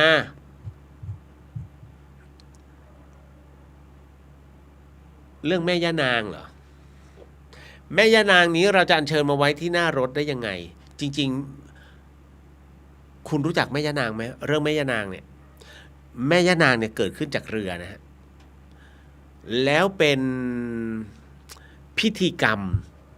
ของชาวเขมรกับชาวลาวนะเรื่องแม่ย่านางไม่ใช่ชาวไทยแล้วเขมรก็คือพราหมณ์ถูกไหมครับเพราะฉะนั้นพิธีนี้เป็นพิธีที่มันมีมาตั้งแต่โบราณสมัยก่อนเนี่ยนะฮะการสัญจรของเราเนี่ยไม่ใช่ทางรถแต่เป็นทางเรือดังนั้นเรือที่มีความแข็งแรงนั้นเขาจะต้องเอามาจากต้นตะเคียนเพราะตะเคียนนั้นเป็นไม้ที่มีความยืดหยุ่นและเหนียวเนื้อของมันดังนั้นเนี่ยและเป็นไม้ใหญ่นะฮะดังนั้นเขาจึงให้ความเคารพต้นตะเคียนมากๆอย่างที่เราบอกเจอไม้ตะเคียนนี่นู่นนั่นถามว่ามันมีไหมมีอะไรมาสิงไหมมันก็มีเพราะว่าเขาอัญเชิญนะแต่ส่วนใหญ่ผมถึงได้บอกว่าเทวดาประเภทหนึ่งซึ่งอยากจะมาโปรดญาติโยมก็คือรุกขเทวดาจะอาศัยอยู่ในต้นไม้ใหญ่อันเป็นวิมานใช้เป็นวิมานตราบใดที่ตอยังไม่โค่นยังมีวิมานเขาท่านอยู่นะฮะเพราะฉะนั้นในส่วนตรงนี้แม่ย่านางเนี่ยจะอยู่นะในส่วนของที่เขาเอามาท เอามาทำเป็นเรือเนี่ยนะฮะต่อตรงนั้นน่ะนั่นแหละเป็นจุดที่มีแม่ย่านางนั้นอยู่จริงๆหมดเวลาแล้วฮะ อยากอธิบายให้มากกว่านี้ติดไว้ก่อนเรื่องแม่ย่านางนะครับแล้วเดี๋ยวเอาไว้ครั้งต่อไปเตือนผมได้เตือนนะเรื่องแม่ย่านางเอาละครับเดี๋ยวขออนุญาตก่อนนะเพราะว่าวันนี้ที่จัดรายการนะทั้งหมดทั้งมวลนั้นก็ด้วยอานิสงส์ตรงนี้ผมก็ขอมอบให้กับเจ้ากรรมนายเวรของพี่ชายผมเนี่ยที่อยู่ที่โรงพยาบาลอำเภอพิมายนะฮะณตอนนี้ก็ขอให้เบาๆลงหน่อยนะฮะช่วยบรรเทาให้เขาไม่ค่อยทรมานเท่าไหร่เนาะเอาละฮะสาธุสาธุสาธุสิ่งหนึ่งสิ่งใดที่ผิดพลาดพลั้งไปต้องขออโหสิกรรมนะที่นี้ไม่ได้ตั้งใจหรือมีเจตนานะฮะก็ขอมอบอานิสงส์ผลบุญในค่ำคืนนี้ถวายแด่องค์พระสัมมาสัมพุทธเจ้าทุกๆพระองค์พระธรรมเจ้าทุกๆพระองค์พระอริยสังฆเจ้าทุกๆพระองค์พระปัจเจกพุทธเจ้าทุกพระองค์พระอสิติมหาสาวกเจ้าทุกๆพระองค์รวมไปถึงพรหมเทพเทวดาทั้งหลายสรรพสัตว์สรรพวิญญาณทั้งหลายสรรพเจ้ากรรมนายเวรทั้งหลายทั้งปวงของข้าพเจ้ารวมไปถึงของคุณผู้ฟังทั้งหลายก็ขอให้ได้รับอานิสงส์ผลบุญในค่ำคืนนี้ด้วยเช่นกันขอมอบอานิสงส์ผลบุญในค่ำคืนนี้ให้แด่ครูบาอาจารย์แล้วก็ญาติสนิทมิตรสหายของทุกท่านรวมถึงข้าพเจ้าก็ขอให้ได้รับอานิสงส์ผลบุญในค่ำคืนนี้ด้วยเช่นกันขอถวายอานิสงส์ผลบุญในค่ำคืนนี้แด่พระอาจารย์ภาสกรภูริวัฒโนภาวิไลก็ขอให้ท่านได้รับอานิสงส์ผลบุญในค่ำคืนนี้ด้วยเช่นกันครับขอมอบอานิสงส์ผลบุญในค่ำคืนนี้ให้กับคุณผู้ฟังที่ฟังในช่อง FM 104.50 เมกะเฮิรตซ์ทั้งจังหวัดเชียงใหม่แล้วก็จังหวัดใกล้เคียงรวมไปถึงคุณผู้ฟังที่ฟังในช่อง YouTube ของวัดฝายหินแล้วก็ Facebook ของวัดฝายหินทั้งหมดก็ขอให้ได้รับอานิสงส์ผลบุญในค่ำคืนนี้ด้วยเช่นกันขอมอบอานิสงส์ในค่ำคืนนี้ให้กับคุณผู้ฟังที่ฟังในช่อง Facebook ของพุทธิสิทธิ์รัตนสมบูรณ์แล้วก็เรียวเดอะเฮียนก็ขอให้ได้รับอานิสงส์ผลบุญในค่ำคืนนี้ด้วยเช่นกันครับขออนุญาตแผ่เมตตาให้กับสัพพวิญญาณนะฮะสาธุสาธุสาธุสัพพโรกาวินิมุตโตสัพพสันตาปวาจิโตสัพพเวรมติกันโตนิปุตโตจตุวังภวสัพพิติโยวิวันชันตุสัพพโรโกวินาสตุมาเตภวะวันตารายโยสุขีทีขายุโกภวะอภิวาทนาสีริสนิจังวุฒาปัจจายิโนจตารโรธรรมาวัฏันติอายุวันโนสุขขังพระลังนิพพานังปรมังสุขัง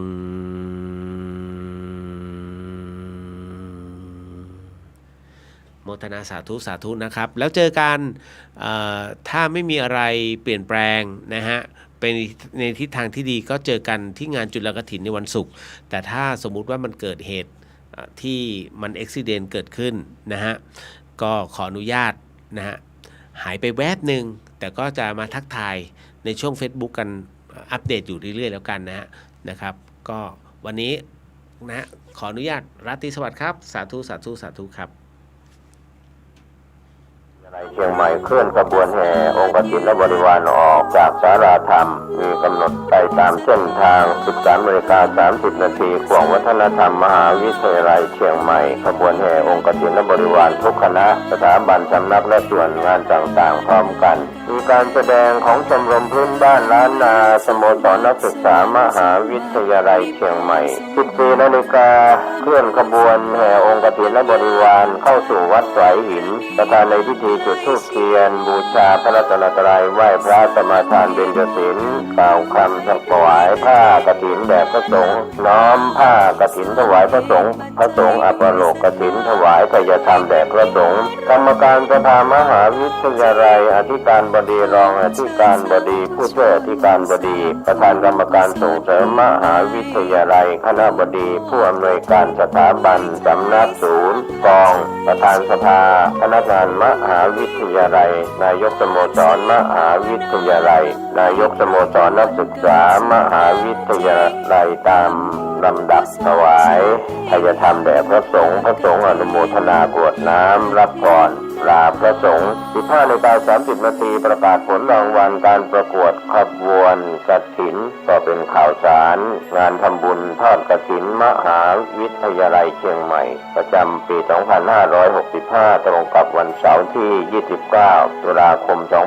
2565 ก็ถวายกับพระคุณเจ้าที่จำพรรษาท่วนใจมาศวัดฝายหินตำบลสุเทพอำเภอเมืองเชียงใหม่จังหวัดเชียงใหม่ขอเชิญท่านร่วมบุญร่วมกุศลติดต่อได้ที่มหาวิทยาลัยเชียงใหม่และวัดฝายหินที่จะร่วมทำบุญในคราวครั้งนี้ได้ความสุขกายสุขใจโดยทั่วหน้ากันสร้างเหตุปัจจัยด้วยศรัทธา ด้วยปัญญารู้เห็นทำตามจริงขอเชิญสาธุชนสร้างบุญกุศลยิ่งใหญ่กฐินทานคือสังฆทานบุญทานยิ่งใหญ่1 เดือนท่านกำหนดไว้นับตั้งแต่ ข่าวสารเพื่อการประชาสัมพันธ์ทำบุญทอดกฐินสามัคคีของวัดป่าแดงมหาวิหารตำบลสุเทพอำเภอเมืองเชียงใหม่จังหวัดเชียงใหม่อาทิตย์ที่ 30 ตุลาคม 2565 8:30 น.คณะกฐินพร้อมกันณวัดป่าแดงมหาวิหาร 9:39 น.จุดธูปเทียนบูชาพระรัตนตรัยสมาทานเบญจศีลถวายผ้ากฐินพระสงฆ์อุปโลกกฐินพระสงฆ์อนุโมทนาเจริญจิตภาวนาแผ่เมตตา 11 นาฬิกาถวายภัตตาหารเพลในพระภิกษุสามเณร 12 นาฬิกาเชิญแขกผู้มีเกียรติร่วมรับประทานอาหารกลางวันประธานกรรมการงานทอดกฐินสามัคคีของวัดป่าแดงมหาวิหารผู้ช่วยศาสตราจารย์สมคิดสกุลวัฒนะพร้อมคณะกรรมการสายต่างๆก็มีสายคุณสมจิตวงจันทร์คำสายคุณสิริรักษ์ตันติเสรีสายคุณแสงทองวรวีระวงศ์สายขนส่งและสายอาจารย์เนนสมพงษ์ปันธกาสายคณะสัทธาวัดป่าแดงมหาวิหารทุกท่านพร้อมครอบครัวท่านที่จะร่วมทำบุญผ่านบัญชีธนาคารกรุงไทยสาขาถนนสุเทพชื่อบัญชีวัดป่าแดงมหาวิหารเลขที่บัญชี 521-064-7501 สอบถามรายละเอียดเพิ่มเติมได้ที่ 0818815690 ก็เป็นกำหนดการทำบุญทอดกฐินเป็นกฐินสามัคคีของวัดป่าแดงมหาวิหารตำบลสุเทพอำเภอเมืองเชียงใหม่จังหวัดเชียงใหม่วันอาทิตย์ที่ 30 ตุลาคม 2565ช่วงเช้า 9:39 น.เชิญท่านร่วมงานทำบุญทอดกฐินสามัคคีโดยพร้อมเพรียงกัน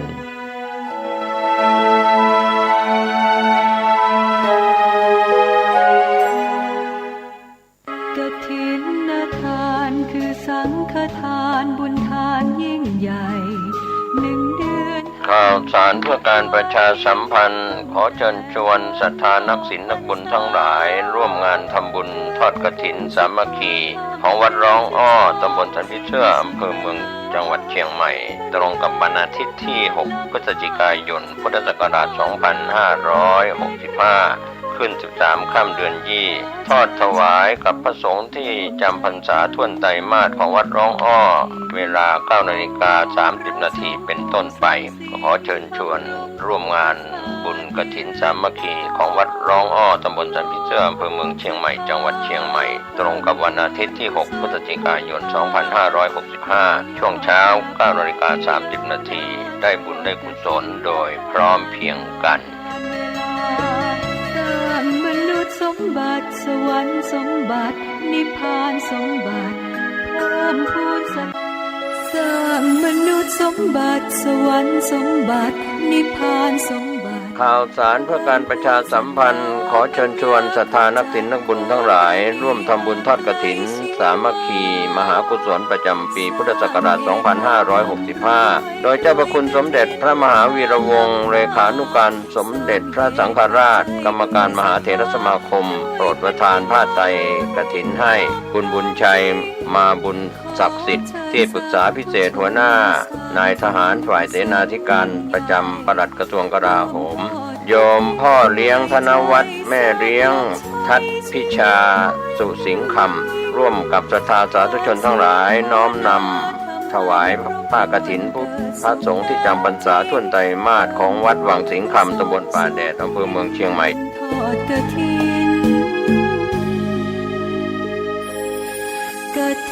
นทาน ท่านกำลังติดตามรับฟังสถานีวิทยุกระจายเสียงพระพุทธศาสนาแห่งชาติและสังคมคลื่นเพื่อการศึกษาพระพุทธศาสนาและวัฒนธรรมระบบ FM 104.5 เมกะเฮิรตซ์รายการต่อไปเป็นรายการคดีโลกคดีธรรม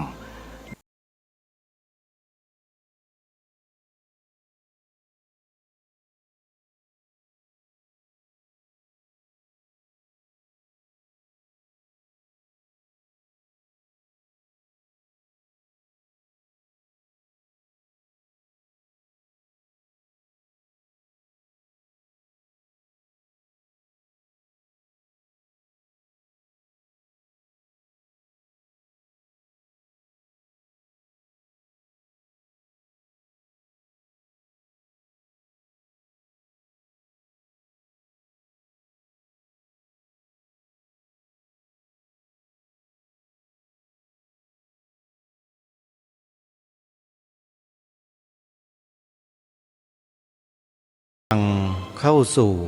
รายการคดีโลกคดีธรรม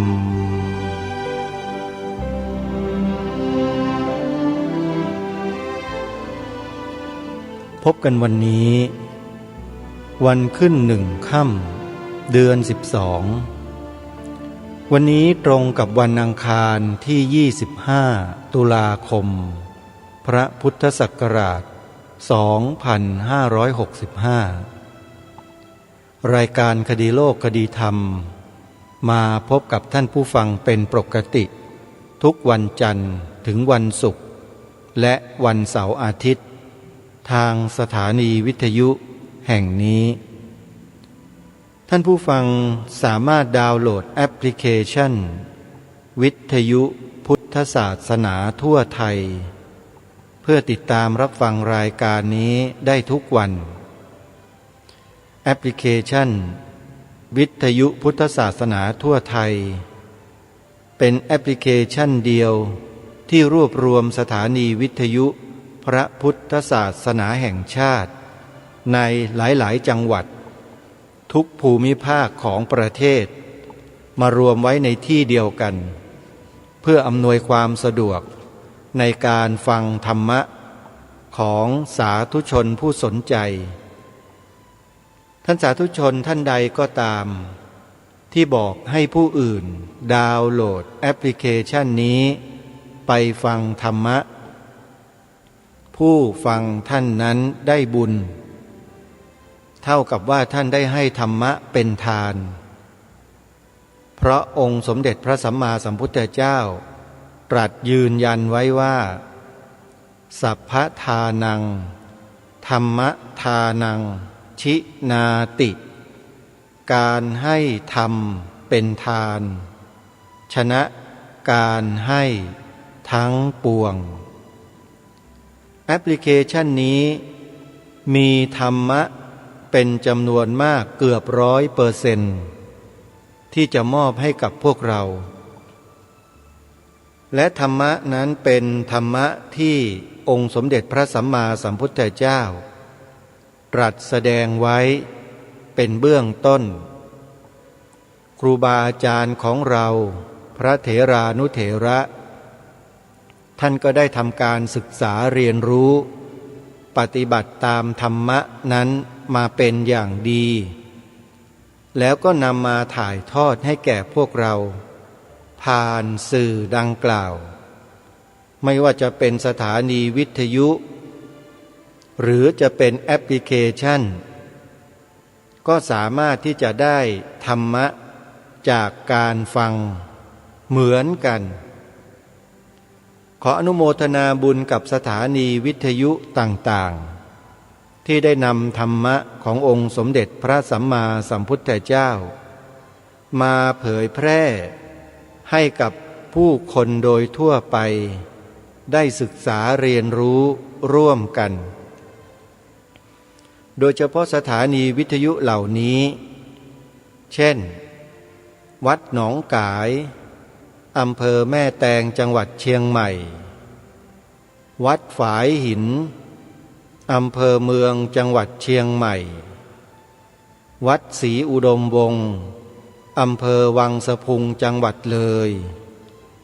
วัดป่าจริยธรรมอำเภอนาด้วงจังหวัดเลยวัดอารามมงคลอำเภอยางตลาดจังหวัดกาฬสินธุ์วัดบ้านปลาคูนอำเภอโพนทรายจังหวัด101วัดป่าบ้านผืออำเภอรัตนบุรีจังหวัดสุรินทร์วัดสามชุกอำเภอสามชุกจังหวัดสุพรรณบุรีวัดเกาะบกรัตนารามอำเภอรัตภูมิจังหวัดสงขลาวัดเขาปรีดีอำเภอทุ่งสงจังหวัดนครศรีธรรมราชเป็นต้นพร้อมด้วยเครือข่ายทั้งหมดมีอยู่จำนวน200 กว่าสถานีที่นำธรรมะเ เปิดออกอากาศให้สาธุชนได้สดับรับฟังกันตลอด24 ชั่วโมงครูบาอาจารย์เหล่านี้ที่ท่านทำสถานีวิทยุพระพุทธศาสนาท่านมุ่งหวังเผยแผ่หลักธรรมคำสอนขององค์สมเด็จพระบรมศาสดาสัมมาสัมพุทธเจ้าซึ่งเป็นผลดีต่อผู้คนต่อหมู่มนุษย์ต่อสังคมต่อประเทศชาติต่อโลกของเราโดยแท้เพราะฉะนั้นไม่มีเหตุผลใดเลยที่เราจะปฏิเสธมีเหตุผลเดียวเท่านั้นที่ต้องยอมรับและต้องช่วยกันส่งเสริมซึ่งในวันที่29 30 ตุลาคมนี้ก็จะมีงานบุญกฐินที่จะเกิดขึ้นอีกไม่กี่วันที่จะเชิญชวนสาธุชนเราให้ร่วมทำบุญกฐินสนับสนุนงานเผยแผ่พระพุทธศาสนาช่วยครูบาอาจารย์ของเราได้ทำหน้าที่ส่วนนี้29 ตุลาคมนี้จะมีงานบุญกฐินเกิดขึ้นที่จังหวัดเชียงใหม่วัดฝายหินตำบลสุเทพอำเภอเมืองจังหวัดเชียงใหม่จึงขอเรียนเชิญเจริญพรญาติโยมได้ร่วมกันสนับสนุนทำบุญเพื่อสนับสนุนงานเผยแผ่พระพุทธศาสนาให้กับวัดฝายหินด้วยกันท่านใดสนใจจะร่วมทำบุญโทรศัพท์สอบถามรายละเอียดเพิ่มเติมได้ที่หมายเลข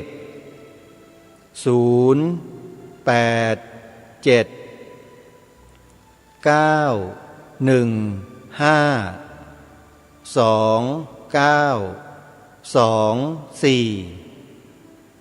ขออนุโมทนา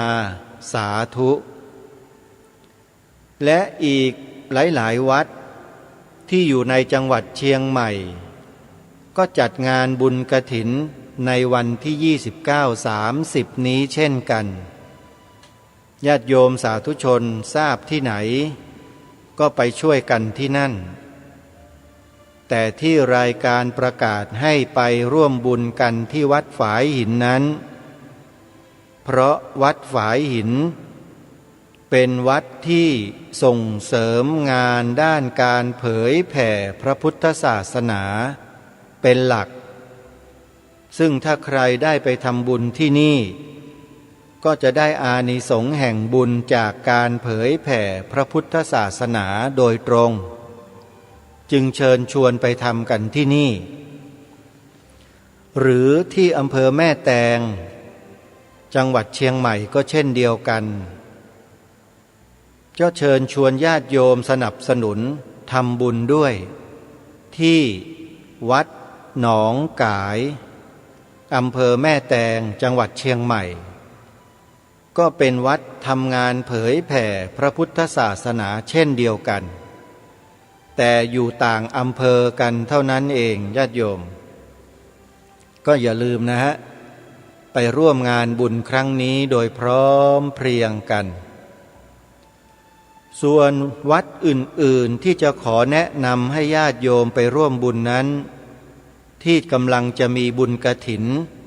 ในเดือนพฤศจิกายนเดือนหน้าซึ่งตรงกับวันที่4-5 พฤศจิกายนคือวัดศรีอุดมวงศ์อำเภอวังสะพุงจังหวัดเลยวัดนี้ก็เป็นวัดเผยแผ่พระพุทธศาสนาหลายมิติไม่ว่าจะเป็นมิติของการเผยแผ่ทางด้านสื่อวิทยุสื่อโซเชียลเน็ตเวิร์กสื่อทางการบรรยายให้ความรู้อบรมศีลธรรมคุณธรรมเข้าค่ายต่างๆที่วัดนี้ก็ทำเป็นประจ วันที่4-5 พฤศจิกายนนี้ ใครที่ทราบข่าวก็อย่าลืมไปร่วมบุญกฐินที่วัดศรีอุดมวงศ์อำเภอวังสะพุงจังหวัดเลยโดยพร้อมเพรียงกันหมายเลขโทรศัพท์ที่ญาติโยมจะโทรศัพท์สอบถามในเบื้องต้นที่วัดศรีอุดมวงศ์ก็หมายเลข089-840-4968วัดต่อไปจัดทอดกฐินใกล้ๆกันคือวันที่5วันที่6พฤศจิกายนวันที่5-6 พฤศจิกายนที่ภาคอีสานที่จะขอแนะนำและเชิญชวนญาติโยมได้ร่วมทำบุญทอดกฐินปีนี้อยู่ที่วัดอารามมงคลอยู่ที่ตำบลยางตลาดอำเภอยางตลาดจังหวัดกาฬสินธุ์วัดนี้นอกจากเป็นวัดเผยแผ่พระพุทธศาสนาแล้ว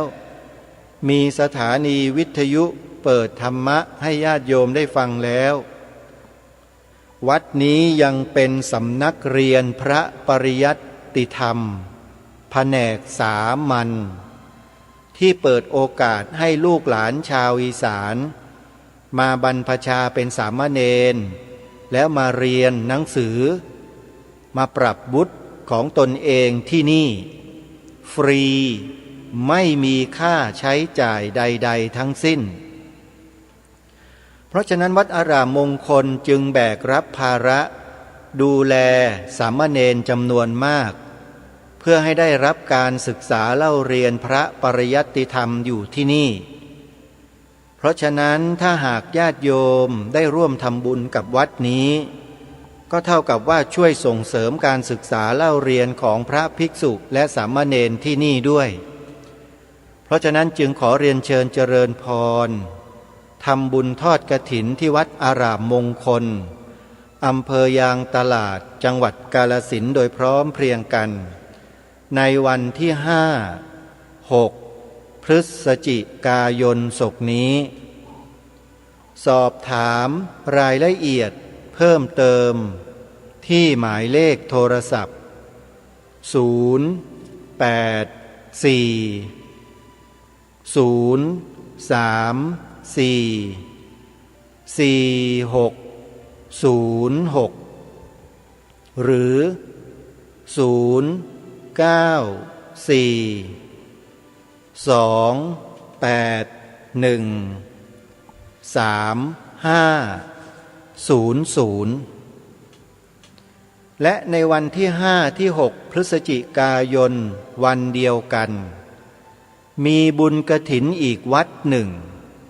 ที่รายการคดีโลกคดีธรรมขอแนะนำให้ญาติโยมได้มีส่วนร่วมทำบุญกับวัดนี้วัดนี้อยู่ในภาคกลางอยู่ที่อำเภอบ้านไร่จังหวัดอุทัยธานีญาติโยมสาธุชนทุกท่านวัดนี้ก็ถือเป็นอีกวัดหนึ่งที่รายการคดีโลกคดีธรรมขอแนะนำแล้วเชิญชวนไปทำบุญด้วยกันด้วยเพราะว่าวัดนี้เป็นวัดส่งเสริมการศึกษาพระปริยัติธรรมแผนกบาลีและนักธรรมให้กับเหล่าพระภิกษุสงฆ์สามเณรของจังหวัดเนื่องด้วยท่านเจ้าอาวาสวัดนี้ท่านจบการศึกษาปรริญญาธรรม9 ประโยคและเป็นพระวิปัสสนาจารย์สอนกรรมฐานแก่บรรดาพระภิกษุสามเณรและประชาชนทั่วไปด้วยพระสงฆ์จบปรริญญาธรรม9 ประโยคและเป็นพระวิปัสสนาจารย์ด้วยเนี่ยหายากโยมแต่ที่นี่มีให้ญาติโยมได้ทำบุญกันแล้ววัดนี้ก็คือ วัดภูจวงตั้งอยู่ที่ตำบลทับหลวงอำเภอบ้านไร่จังหวัดอุทัยธานีจะจัดทอดกฐินในวันที่5-6 พฤศจิกายนวันที่5มีการลอยกระทงจุดประทีปโคมไฟบูชารอยพระพุทธบาทพระสัมมาสัมพุทธเจ้าเวลา 20 นาฬิกาในคืนวันที่5หลังจากลอยกระทงกันเสร็จก็จะมีการแสดงธรรมโต้รุ่งตั้งแต่เวลา 21 นาฬิกาเป็นต้นไปจนถึงรุ่งเช้า 6 นาฬิกาจากนั้นวันที่6 พฤศจิกายนเวลา 8 นาฬิกา 30 นาทีก็จะได้พาญาติโยมสาธุชนทำบุญตักบาตรเทโวโรหณะในเช้าวันที่6ตักบาตรเสร็จแล้วก็เข้าสู่พิธีถวายผ้ากฐินในเวลา 10 นาฬิกาใครที่จะร่วมทำบุญวัดนี้ติดต่อสอบถามรายละเอียดเพิ่มเติมที่หมายเลขโทรศัพท์080-729-6734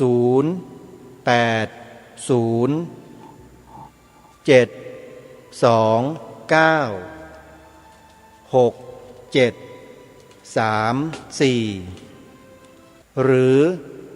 080-077-2477วัดภูจวงตำบลทับหลวงอำเภอบ้านไร่จังหวัดอุทัยธานีทอดกฐินวันที่5-6 พฤศจิกายนศกนี้ก็ขออนุโมทนาสาธุบุญกับทุกท่านที่จะได้ร่วมกันทำบุญสนับสนุนงานเผยแผ่พระพุทธศาสนาของครูบาอาจารย์ของเราดังที่กล่าวมาท่านสาธุชนทุกท่านบุญกฐินอีกบุญหนึ่งที่อาตมาภาพจะขอแนะนำญาติโยมได้มีส่วนร่วมเป็นกรณีพิเศษบุญกฐินนี้เป็นบุญ